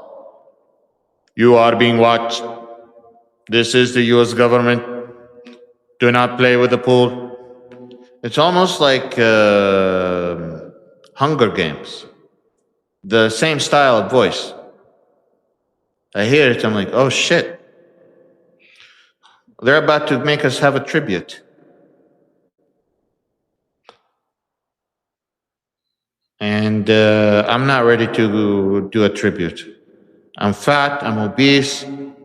I'm too smart for this, okay? I'm a white collar. I don't know how to do any blue collar. I support blue collar, but I don't know. If you tell me fix the plumbing, I don't know. So, what do you expect me to tribute? But the speakers, they need to take him down. Really? You're being watched? What's that? Like I know there's a camera. I can see the goddamn thing, the whole thing. I know you're watching me. You're being watched. Oh, you think we're stupid? No, they want to intimidate you.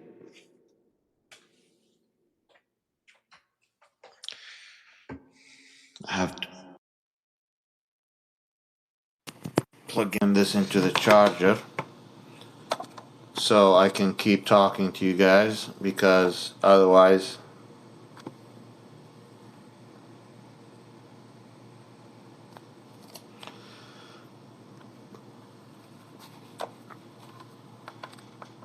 I need to figure out how to fix this.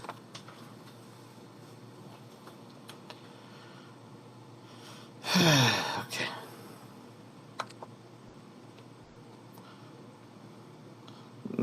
Yeah, I did read that question. Oh my god. What was the black girl doing in the photo? I have no idea what was that.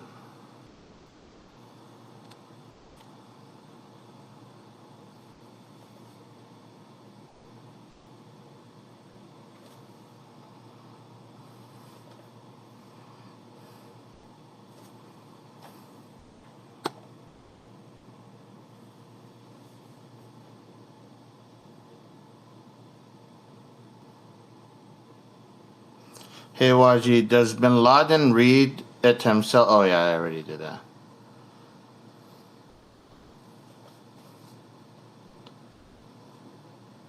Besiege must be very important now, correct? The besiege is important at the moment, that's correct.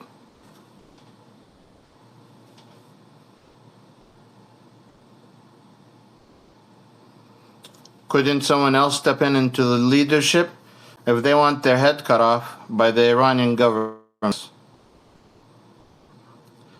This is not the time to be brave in Iran.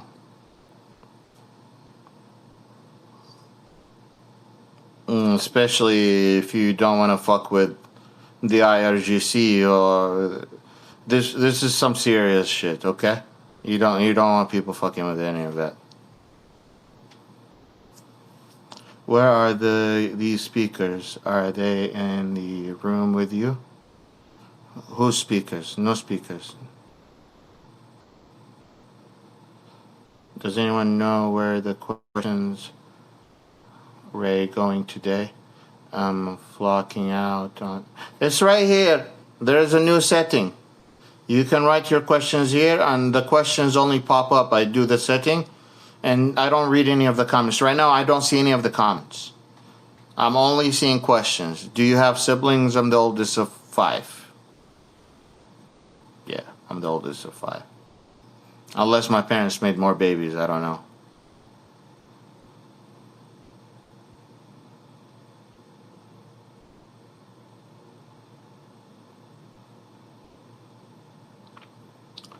Yeah.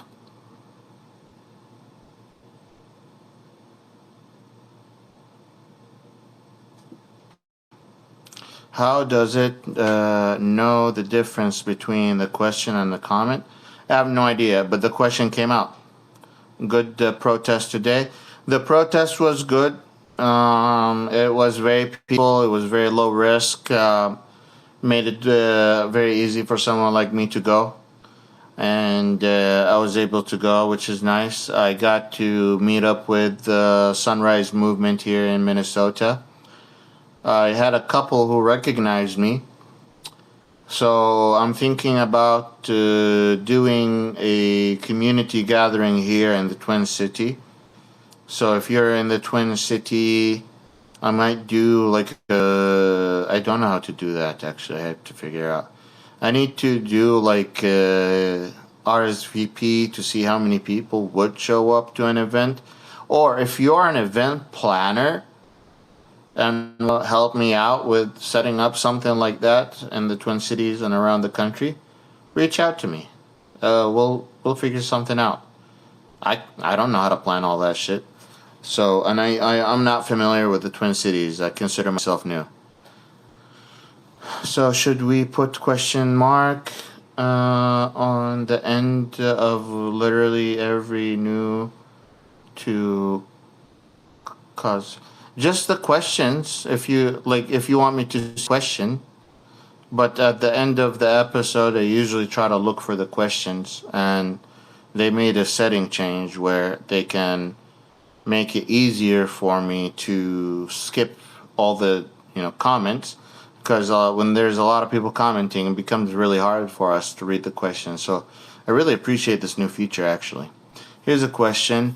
The last few years of the USA has not been not ideal, but America has come a long way. What are your ideas and goals for America next 100 years. Listen, the American generation is moving. The Americans are realizing that they might be losing something really important. We have just elected our first Gen Z to Congress. This is not to say that this is khalas, we have reached it. No. We have not reached anything. We are in a worst situation possible, and can face, can possibly lose our democracy, if I'm being realistic with you. But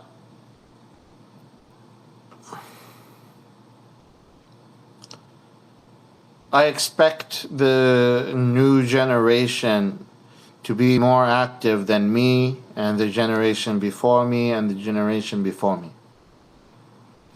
Because they weren't born into a world that is actually decaying right in front of their eyes. They're seeing global warming happening in real time. They're seeing their cities being burnt and their houses being burnt. They're seeing Mother Nature take its course and humans not being able to do anything about it. They're saying the power and the rich on the right and the left keep promising shit that they never give us. And this is the type of wake-up call that Americans need to have. The unfortunate thing is once we elect some people in office, we think, oh, that's it. We have game over. NA. KO. Whatever you want to call it. There's no game over. This game is never over. You need to have a strategy for the next 5 years, for the next 10 years, for the next 20 years, for the next 30 years, for the next 50 years, to the next 100 years. There needs to be an agenda. And unfortunately, the 1% has an agenda. And it's to divide us, continue dividing us, and they continue to squeeze us. But what they don't realize, if they keep doing that, at some point everyone will realize that the game is rigged. No one is getting anything. Everyone is getting drops of water, barely surviving, and therefore people will rise up. When people start having nothing to lose, once you have nothing else to lose, you have a car to lose, you have a home to lose, you have a job to lose. There's a lot you lose in America. Americans are dependent on a lot of shit. So they think 100,000 times before they go to a protest. But people who have lost and have been affected, unfortunately, are the ones who are acting. People who are emotionally affected are acting. But that's not enough. Why did it have to take Donald Trump to run for election for the first term and win the second term for people to start moving? But that happened, didn't it? Biden got in office and every one of us sat home and said, khalas. Drinking tea. We never held our leaders accountable. We never demanded more.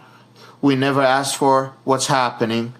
We let the Democratic elite take advantage of us, and the Republicans won because we didn't hold our leaders accountable.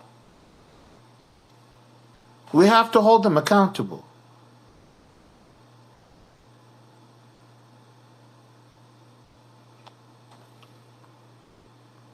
Going back up here. Sophie, how do you all know me so well? You are now Mama K. You are like the star of the group here somehow. And Teresa as well. Where is the chat? I find it. Here is the chat. Teresa, you can ask your questions here. Questions, please tell me where to spell, I swear. You can write your questions on here, Teresa.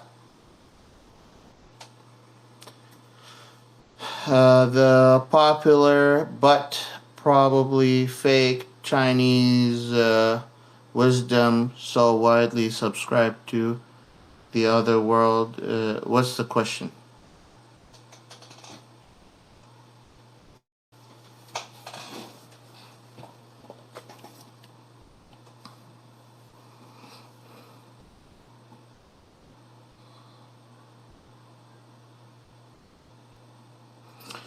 You see, the world disaster is an opportunity, but you have to understand the cost of that disaster.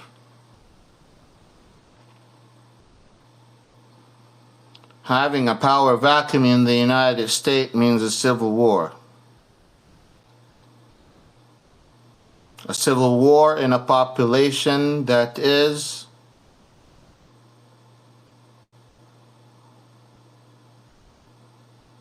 at this point has more weapons per capita than Yemen, a failed state. In Yemen, a failed state where terrorist organizations exist, kids walk with guns, AK-47, they walk and drive trucks, and they're maybe like 6 years old.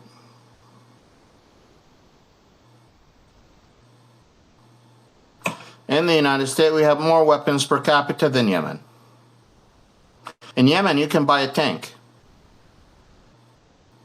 You can buy a tank, and you can buy the things for the. You can even buy you can buy anti-surface missile. You can buy anti-ship missile. You can buy anti-air missiles. You can buy all of that shit in Yemen. It's all for sale. And yet, somehow the United States sometimes is more per capita than Yemen, other times right before Yemen.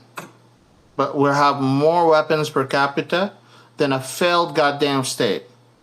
Can you imagine a civil war?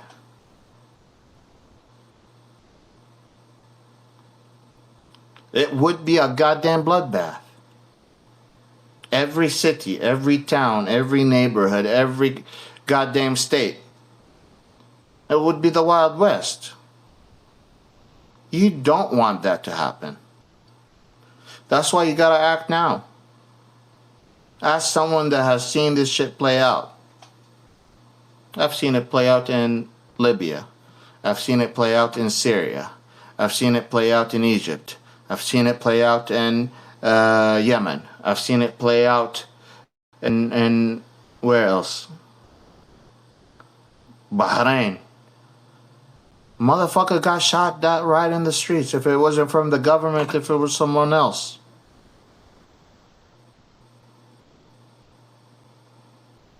You know, it was commoners that shot Gaddafi in the head. And it's a commoner that has his gun now. I'm not saying there's something wrong with the commoners rising up. I'm just saying rising up ends up in a situation like Libya where you can go there and have human slavery. There's open slavery market in Libya at the moment. FYI. No one's saying shit about that.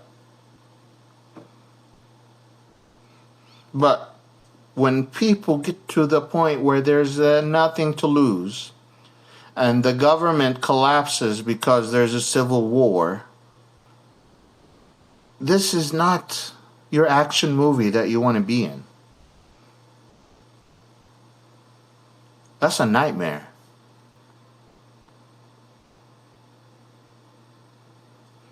Bottom line is to respect the truth and people who tell the truth, because curious find other curious people support and defend science and scientists simply. Really. Yes. And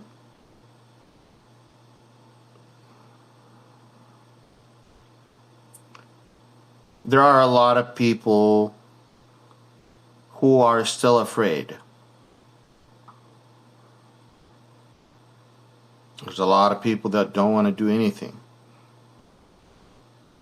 Like, you're right, but Americans are afraid. People of color are shitting themselves.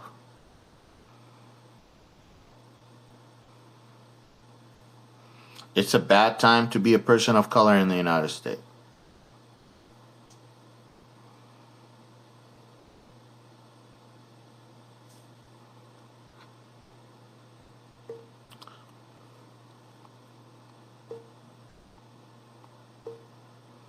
God damn it.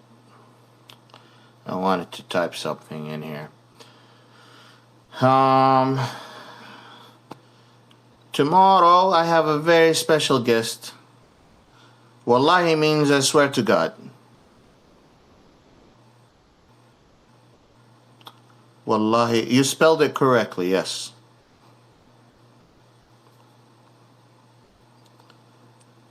I want to see the media, youth consume, show government as the good guys representing what?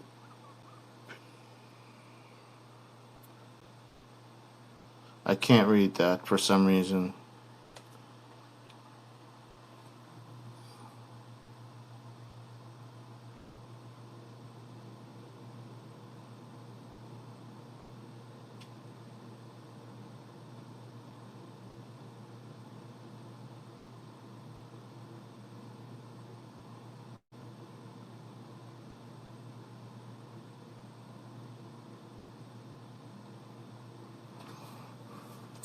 Listen, when you look at, you're talking about the new generation. You're saying that the video games directed toward them is designed so like they would be more okay with corruption. I would honestly, I don't think video games do that. I think what is really happening is simpler than you think. You're either indoctrinated in a family that's very conservative and already supports conservative value and jumped on the Trump train. And the kids, when you're a child, you youth, you support that. Or you're a kid that grew up in a very liberal house, right? And want to be a rebel. I've heard of both situations. They are youth, and as long as they are privileged youth, a lot of times they're not gonna give a fuck.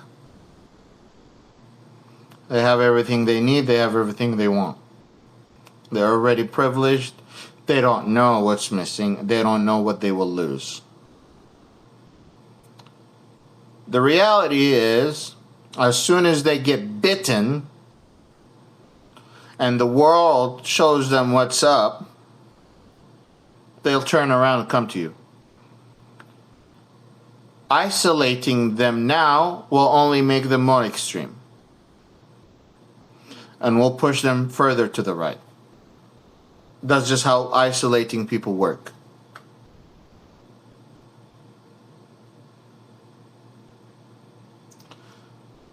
So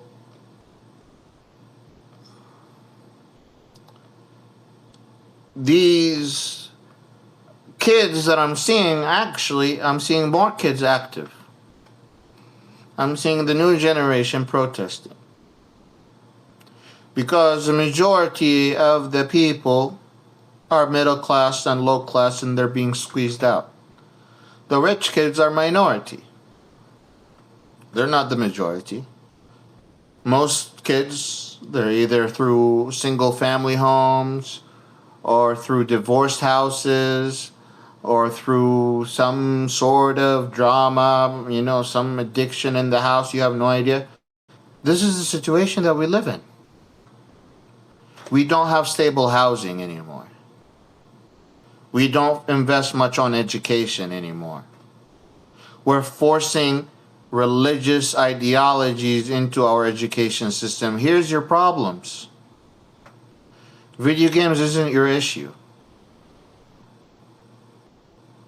Because education and having kids work together and kids from different backgrounds forced to learn from each other, that's what breaks barriers. That's what brings us closer. So I think on some ways, yes, we have extremism. Many guys that have not been told how to date, how to talk to ladies, how to talk to other men. There's other guys that have not been told how to share their feelings, and they watch Andrew Tate that's telling them, oh, you being an alpha male is going to solve the problem. And you can be an alpha male and be a good guy. Like, being an alpha male doesn't mean being a dick. Like, in my own opinion, if you want to call it an alpha male, whatever. Being an alpha male is showing up for the poor. Being an alpha male is showing up at a protest. Being an alpha male is helping up the sick. Being an alpha male is stopping in the middle of the road to help an old lady cross the street. Being an alpha male is not beating up the innocent. That's just called a dick. An asshole.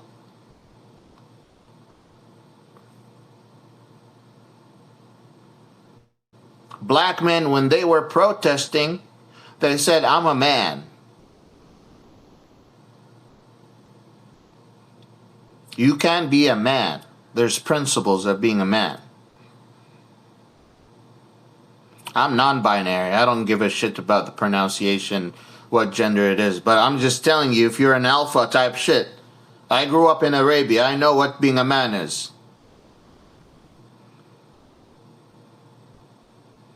Manhood is honor. Manhood is respect. Manhood is holding your word.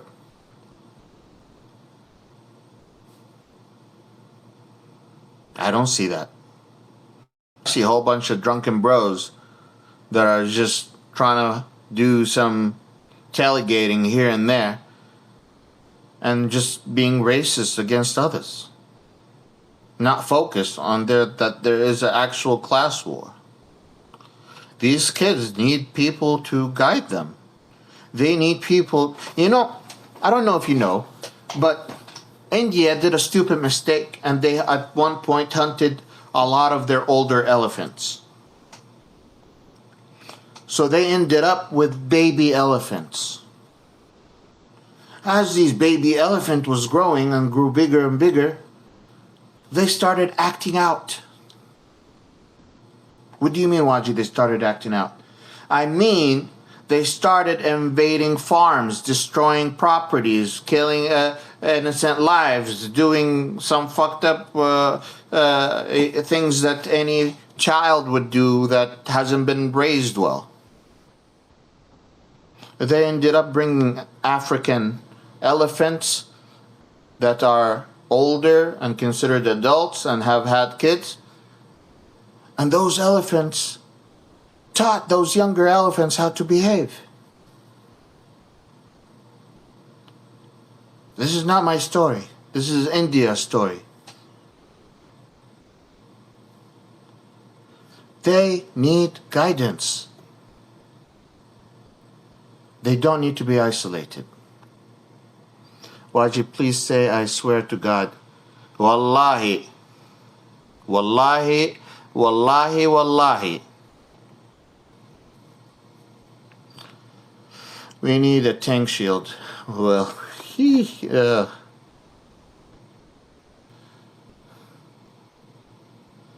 Professor, student who support revolutions are historically the first to be jailed. What do you think? The first to support the revolution, of course, they're the first to be jailed or killed. How do you think the Arab Spring started? The Arab Spring started because a poor man in Tunisia that has been barely figuring out his wages, barely paying off his debt, barely keeping his family afloat, having sick family members not being able to care for, and having this one thing, one hustle, one business, where he has a vegetable vegetable cart that he would walk, not even drive, walk through the city to sell vegetables to make a few bucks in a day. Not $10, few bucks in a day.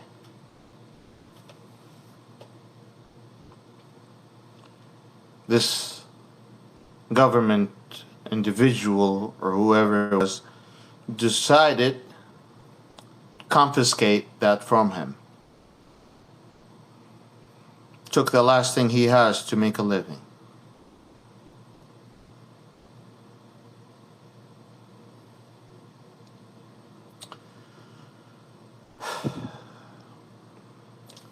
That person took gasoline and lit himself on fire.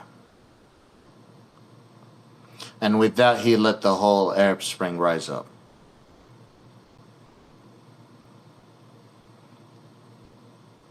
In Syria, it was only 3 or 4 kids in Dar'a that was inspired. These kids were about 10 years old or so.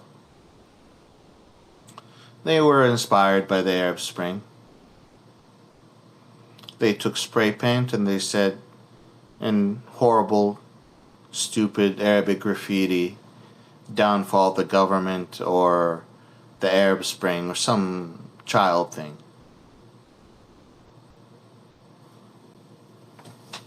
One second.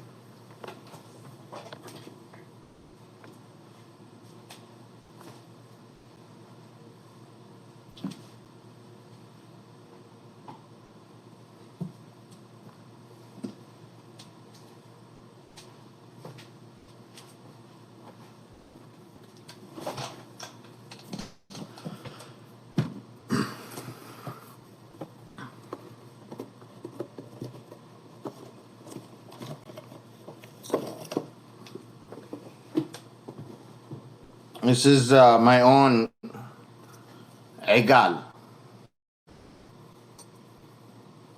This igal is what we call man's honor and the man's crown.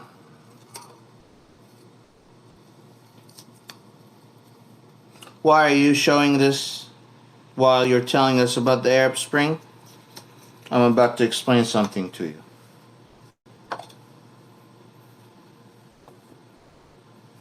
Sorry. طبعا right now I don't have my kufiya or my shmagh or ghotra, but you don't need to have it on to explain what I'm about to do or what's about to happen. So these 4 kids were inspired by the Arab Spring, took some spray paint and wrote Tahya Al-Hurriya, rise up, freedom, justice, stuff like that. And the Syrian intelligence and local police decided that is enough to put the kids in a political prison where those kids were beaten up and tortured. These were kids of honorable tribes that go for thousands of years with tradition, honor, power, and respect. And when the sheikh is technically the king of the tribe, The sheikh of the tribe is different than, there's two types of sheikh. We use sheikh to call the leader of a tribe, or say sheikh for an imam. It could be two, so you have to be very careful in Arabic. This time we're describing the leader of a tribe. That is sheikh. Plural of sheikh is shuyukh. So the shuyukh of these kids showed up. Biggest of the biggest. They had their bisht, which is also the Arabic cape that you see all of the Arab leaders from Arabia wearing. That is also a very honorable thing to wear on only the head of tribes and states, or if it's your wedding, you wear that. So they came in with their bisht, they came in with their agal, and when a man removes this and drops it on your desk, it's essentially him getting on the floor and begging.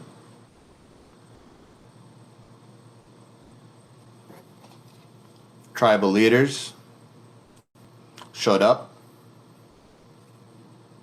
took their igal off, took their crown, and begged the police to release their kids. The police told them, forget that you've ever had them, go make more.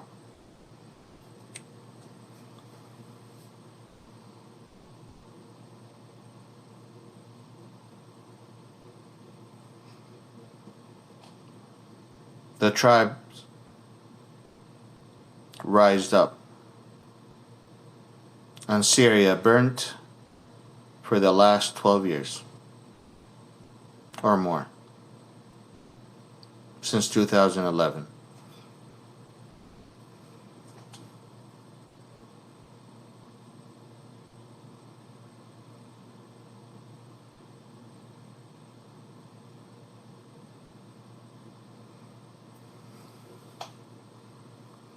So, are we going to wait for a moment like that to happen in the US? Or are we going to stop it before it happens? How many George Floyds are going to happen before? Like, I'm not telling people to rise up. I'm just observing what happened in so many countries, and I'm looking here, and it looks like it's about to be a ticking bomb.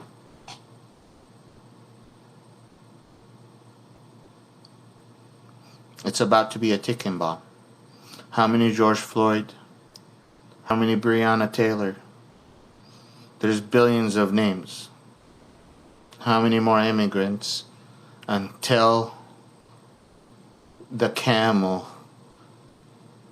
back gets broken.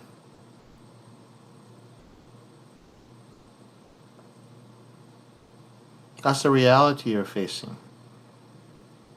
That's what you should be looking into in the mirror. Those kids that were thrown into political prison, never been let out. Or that guy that was trying to make money and the police took his last way of making money away.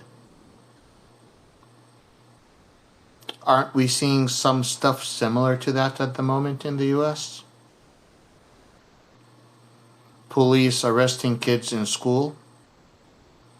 Police beating students of color in school. Police targeting our children here and there.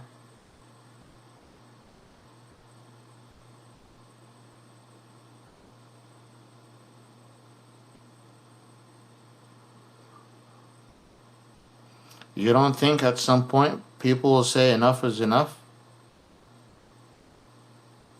You don't think at some point, after you've destroyed so many people's way of income, they wouldn't turn against you?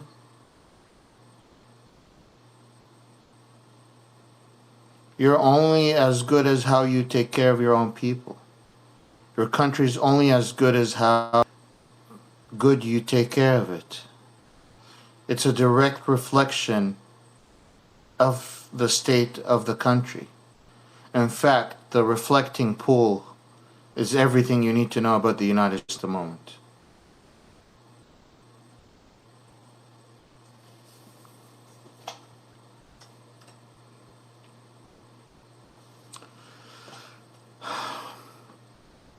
Do you have a presidential candidate in mind? I have criterias in mind.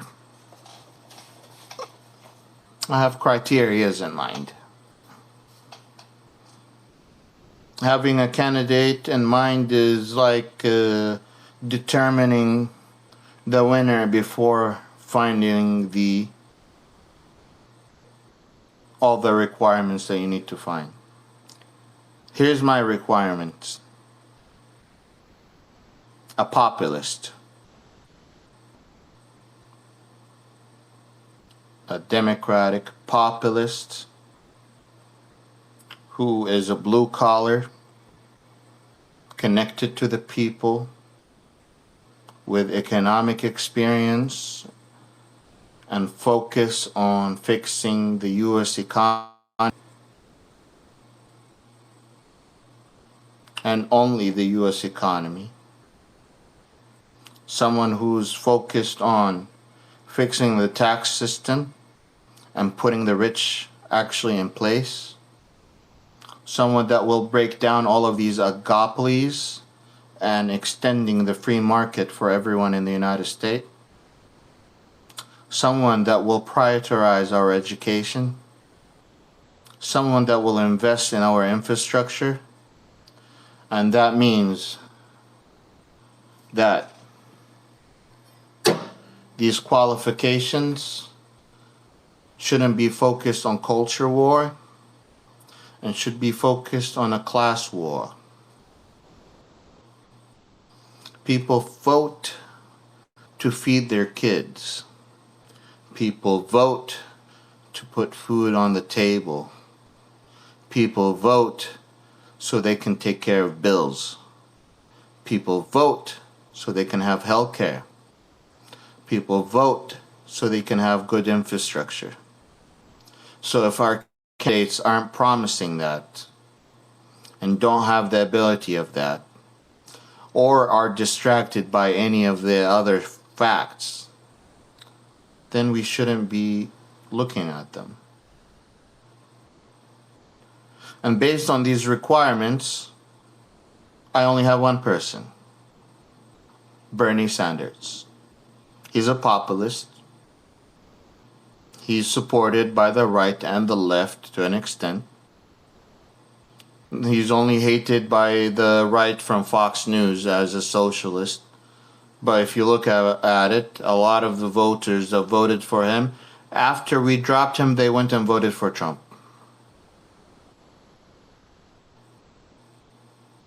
Do you call those liberals? I call those independents. That's why I keep saying you need to win the other side over. You're not beating the other side. If you're beating the other side, you both lost the game. This is a prisoner dilemma situation. This country moves forward only if we both collaborate together. It is in the best interest of each party, on the other hand, to work alone and get only their interests passed. So the Republicans push a far-right agenda, and the Democrats don't push any agenda. I haven't seen the Democrat push an agenda, honestly. They have agendas, and then they come to office and never do anything. They just do it halfway, and then they stop. They say, enough. Well, motherfucker, finish the rest of the way. I don't know. So Bernie Sanders meets my these qualifications, we need someone younger than Bernie Sanders, whose sole focus is to break down this 1%, figure out a way where we all should be in the middle class. Now, I'm not saying there should be rich or not. I'm just saying the low class in America in particularly shouldn't be in a low class.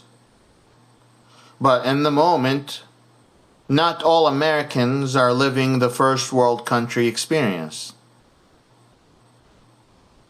That tells me there is a issue with the quality of the product that the United States is providing.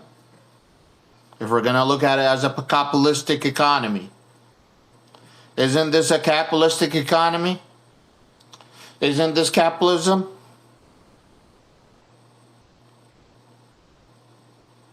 Where's the quality of the product?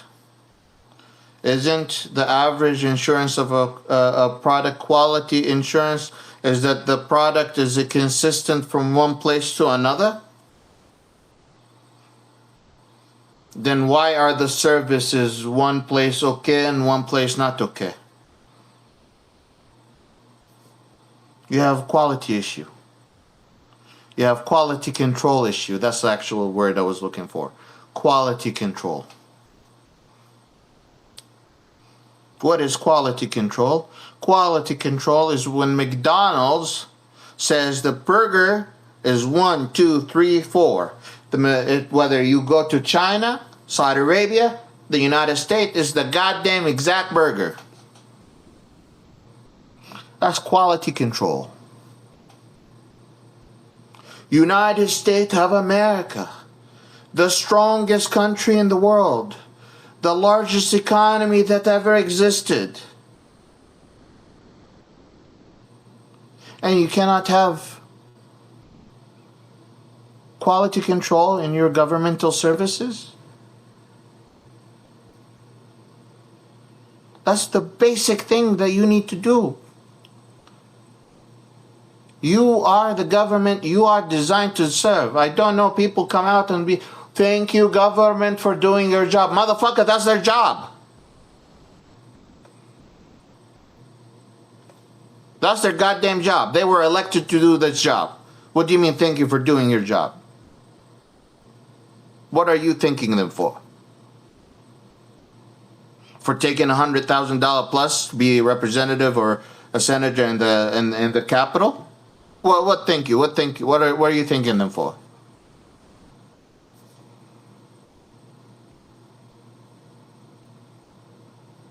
We need to change our views with power. They should be thanking us for showing up. They should be thanking us for electing them. They should be thanking us for paying taxes. They should be thanking us for showing up. Well, how is it the other way around? Every time you call Social Security, you're waiting 4 or 5 hours. You know it because all of you have been doing it. Every one of you showing to the Social Security office will wait for another 5 hours. You call Medicare, waiting 5 hours. You want to go do DMV, 2-3 hours. What kind of quality service is this? This is the first world country you're talking about? Meanwhile, the 1% hires a lawyer, gets all this shit done, and never goes through any of that.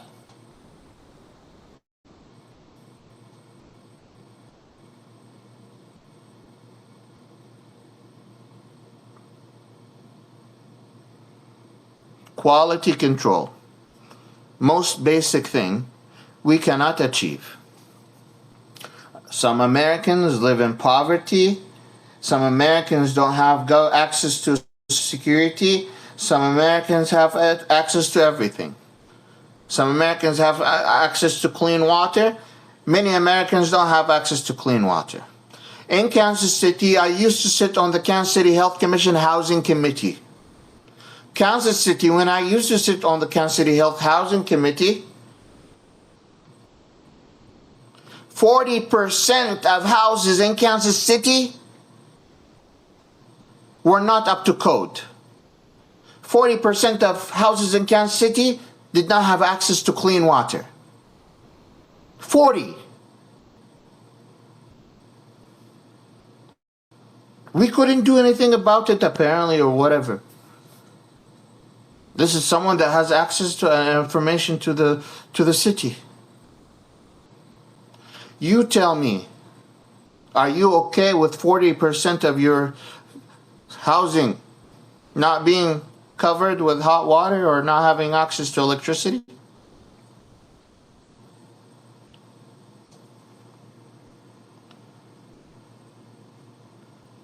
Well, how much how much protest is mob looking for someone to blame? I didn't understand your question, Crab. Will nobody speak for the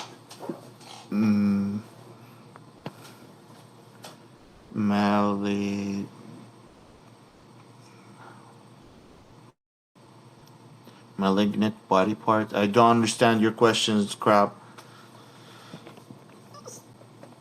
Sheikh would be like an absolute monarch within his tribe. Yes, yes.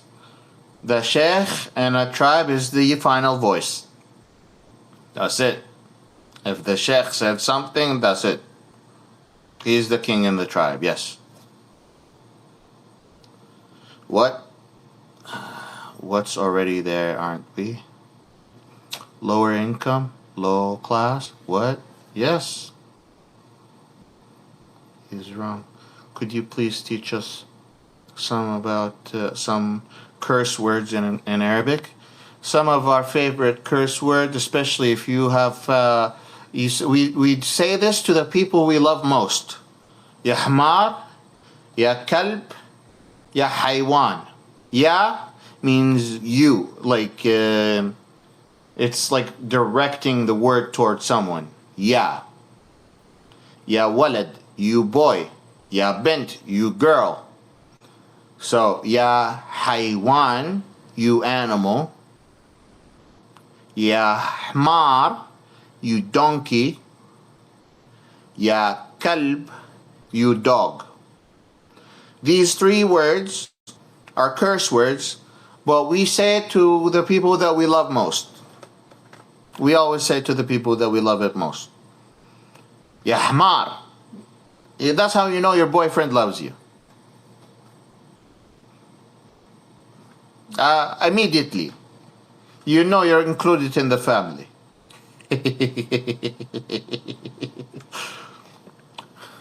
Now, like, there are some worse curse words, like, Arabs, when they curse, Arabic is very much spoken like in the style of Game of Thrones. We're starting to have our own, like, slang words here and there. We're having their Arabish, which is like Spanglish, essentially, where you mix Arabic and English together. So we have that. But Arabic, when they cursed, were very descriptive. Excuse my language, and I'm going to keep it at that, then move on. You say fuck you in America, right? But in Arabic, when we say fuck you, we say kus ummak. Fuck your mercy.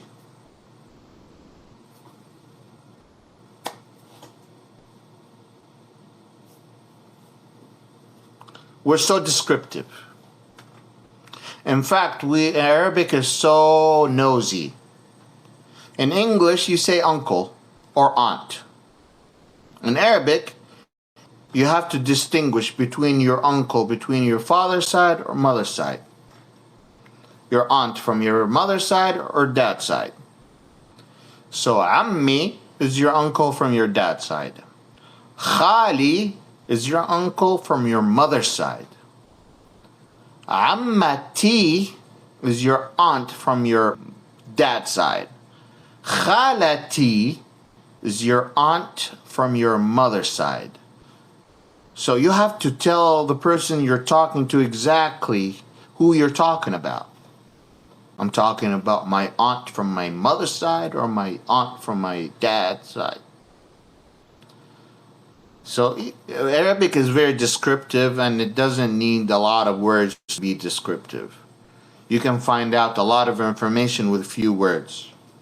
You've already gotten a lot of information through that.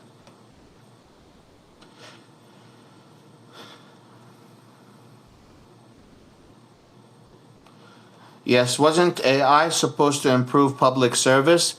If AI is a public tool for the public and owned by the public, it would be considered as a good service for the public.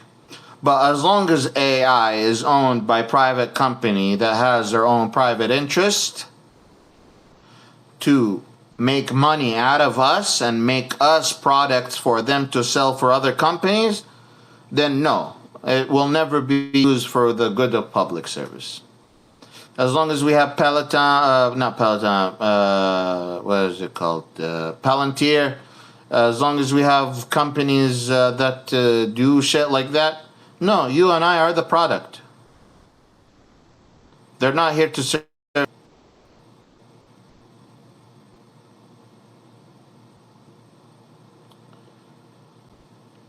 Yeah, or aunt?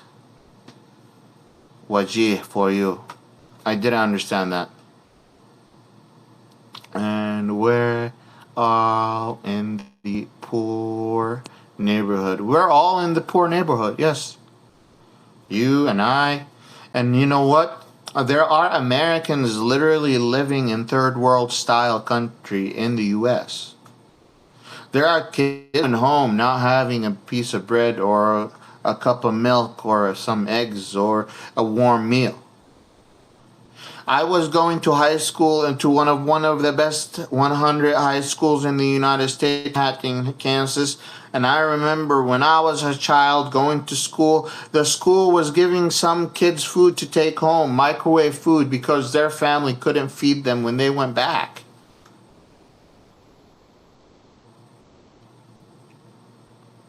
Now these kids don't have access to these food either. Our kids need support. Why are you surprised or mad? Why? We didn't give them their basic rights. We didn't give them the basic things they need. This country didn't respect them and expect everything out of them. Why do you expect the youth to respect the old? You know, Prophet Muhammad said, the young must respect the old. And then he continued, he said, and the old must take care of the young. He didn't stop us saying the young must take care of the old, must respect the old. He continued. I don't agree with everything Prophet Muhammad, I don't agree with everything in Islam. I'm not a Muslim, but there is wisdom there. And where there is wisdom, you take it.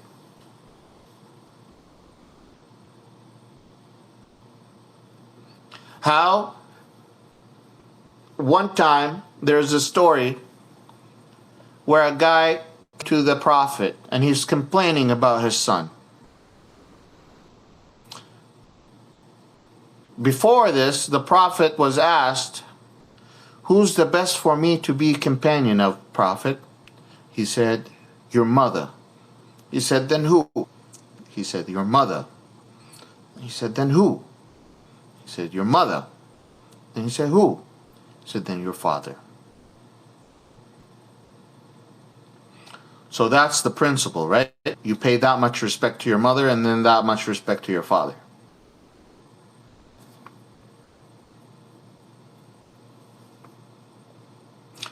Now, this father came to the prophet and he's complaining about his son misbehaving.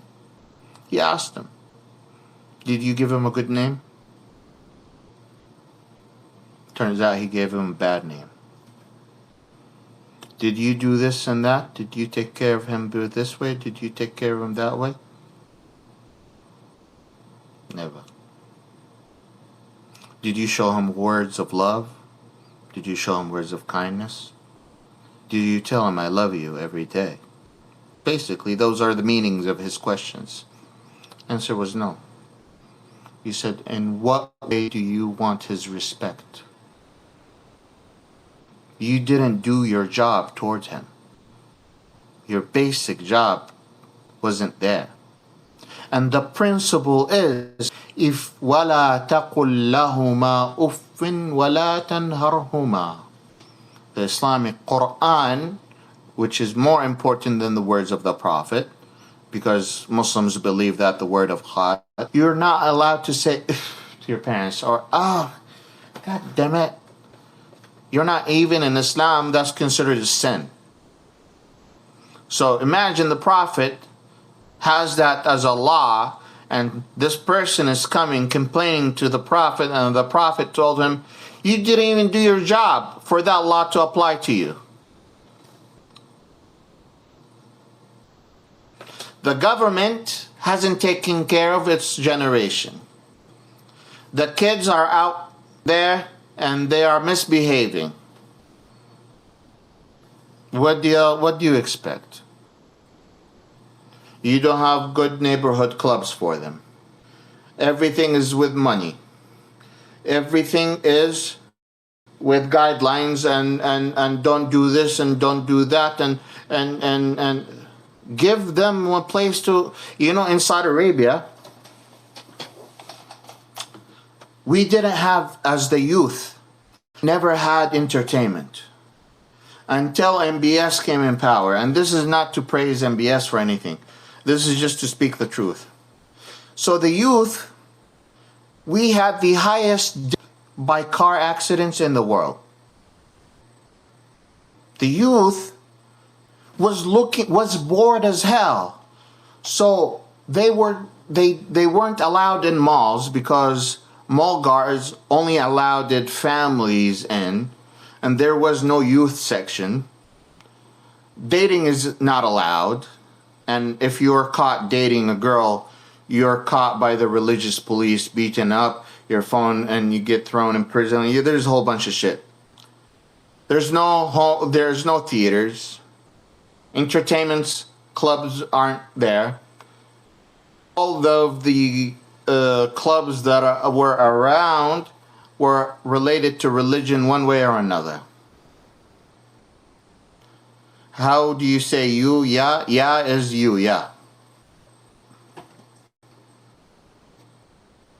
So the youth turned to their car. I'm talking about the boys. Turned to their cars.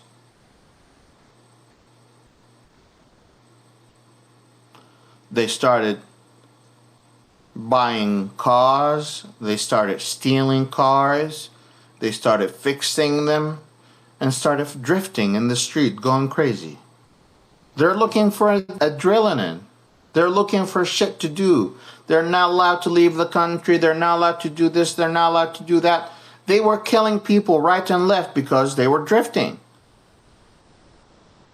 Every time we were leaving the house to go to the mall or something, worried about their life. Every time you left from one city to another, you're worried for your life because you don't know if there's a youth guy driving, wanting to drift in the middle of the road while their car's driving. If you don't believe me, go right on YouTube. Once you're done with go right drifting in Saudi Arabia, or right reckless driving in Saudi Arabia. See what comes up. Thousands and tens of thousands of people died in car accidents in Saudi Arabia because of that. Well, now we have entertainment. Youth has place to go. We don't have the drifting issue anymore. Take care of your youth. They take care of you. It's a simple equation.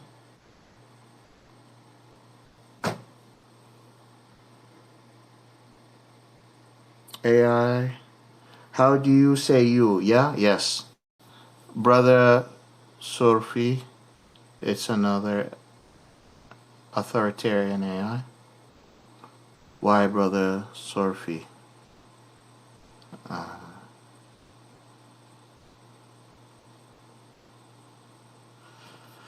I don't know what you're talking about, Surfi.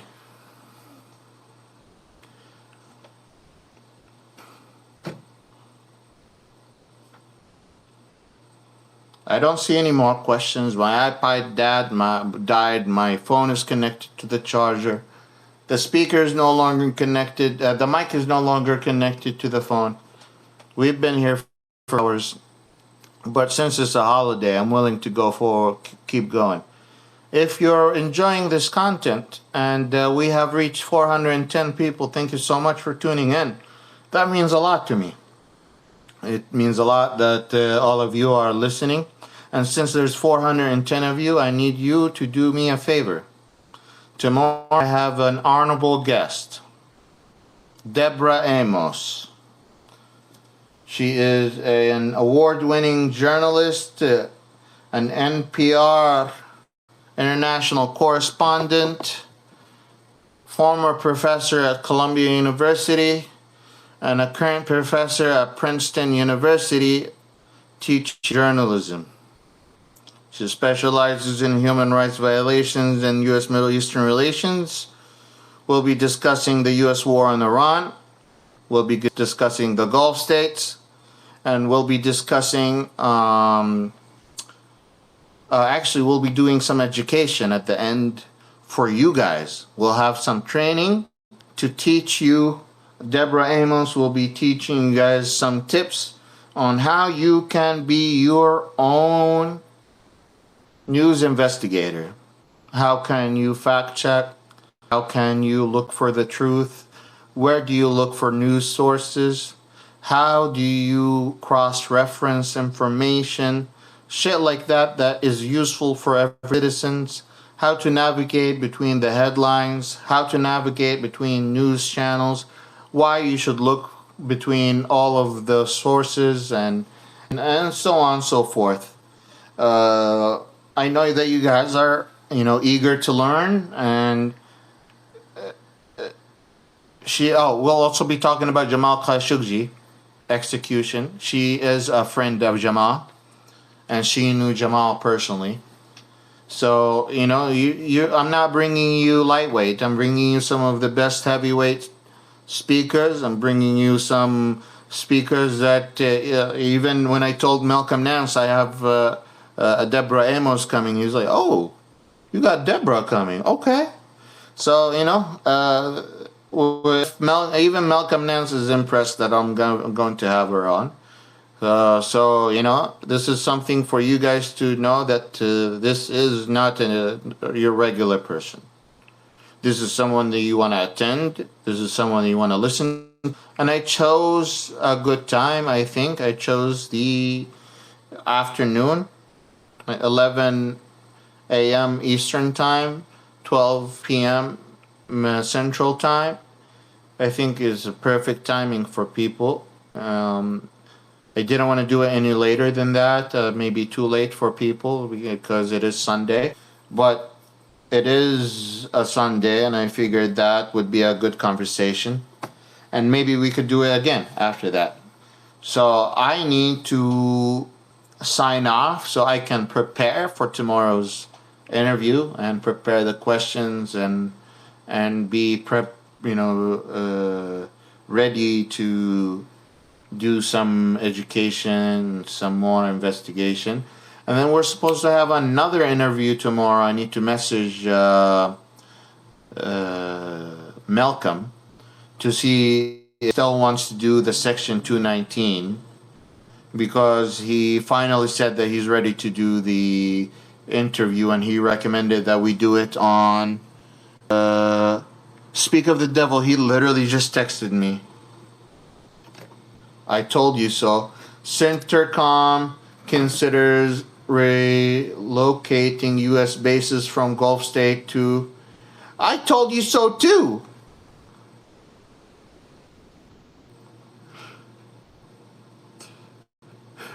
Yeah, the Gulf State. So the U.S. government is officially relocating its central command to Najif after painful Iran strike reported.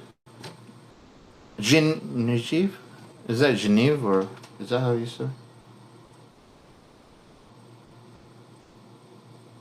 Oh no, Israel. They're moving their Centrocom to Israel from now on. They're moving their Centrocom from Qatar to Israel. Didn't I tell you Section 219? I need to tell him. So we should talk about Section 219 tomorrow.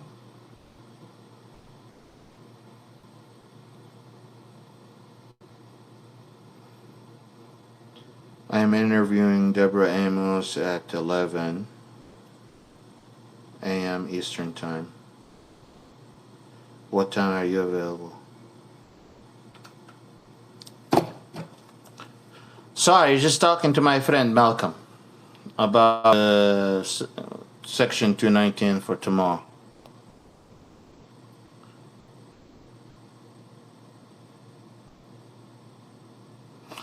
When he responds, he responds.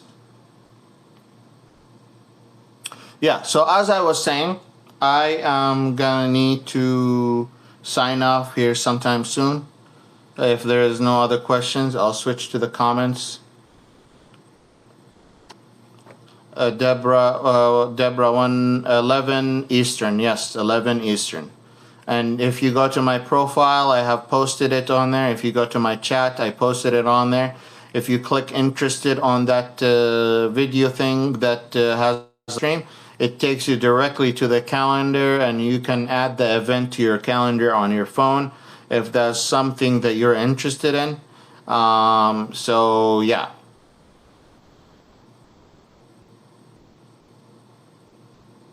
Well, I wake up every day so early, Mama, because you show up also for Malcolm Ness. I wake up at 6:30 a.m. every day. Whether I sleep at 1, I sleep at 2, I sleep at 10, I sleep at 9, 9:30, 6:30 a.m. it is, because I don't give myself a choice whether I do this show or not. I do show every day whether I like it or not, unless I have an emergency. If I give myself a choice whether to do this show or not, I will never do the show. I know myself. There is Casey Neistat. You know, he's one of the guys that inspired me to do videos. He runs every day. He runs every day. He's been running for more than a year. And he said the way I do it is, if I say, I'm right here, right? And I need to go run. If I go directly and run, I'm done. But if I go but I ran yesterday, I ran the day before yesterday, and the day before yesterday, so I should take a break. Or like me, I did a podcast yesterday, the day before yesterday, the day before yesterday, I should take a break. Or, I just did a protest, I should take a break. As much as I give myself more options, I'm wasting more time. The more time I'm wasting, the more energy I'm wasting. The more energy I'm wasting, the more I'm not doing anything. By the time I'm done thinking about it, I could have done. So at this point, to me, doing the live casting and answering questions and meeting with you guys,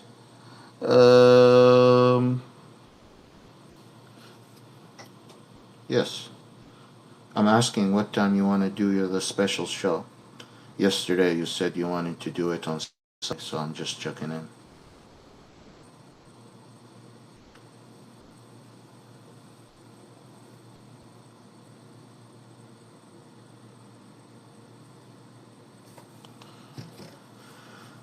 What was I saying?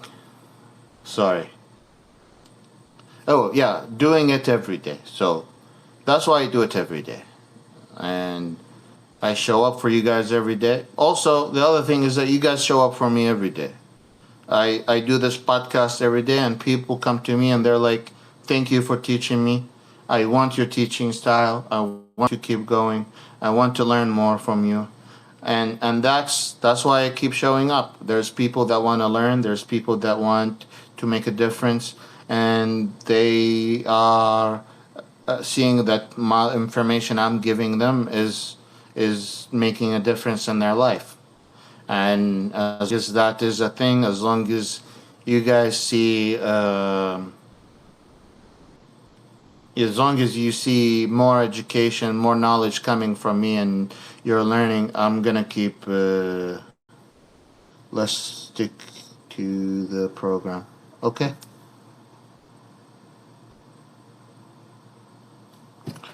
I guess we're not doing section 219 tomorrow. We're gonna do section 219 sometime, yes. No worries. We'll have the Deborah Amos.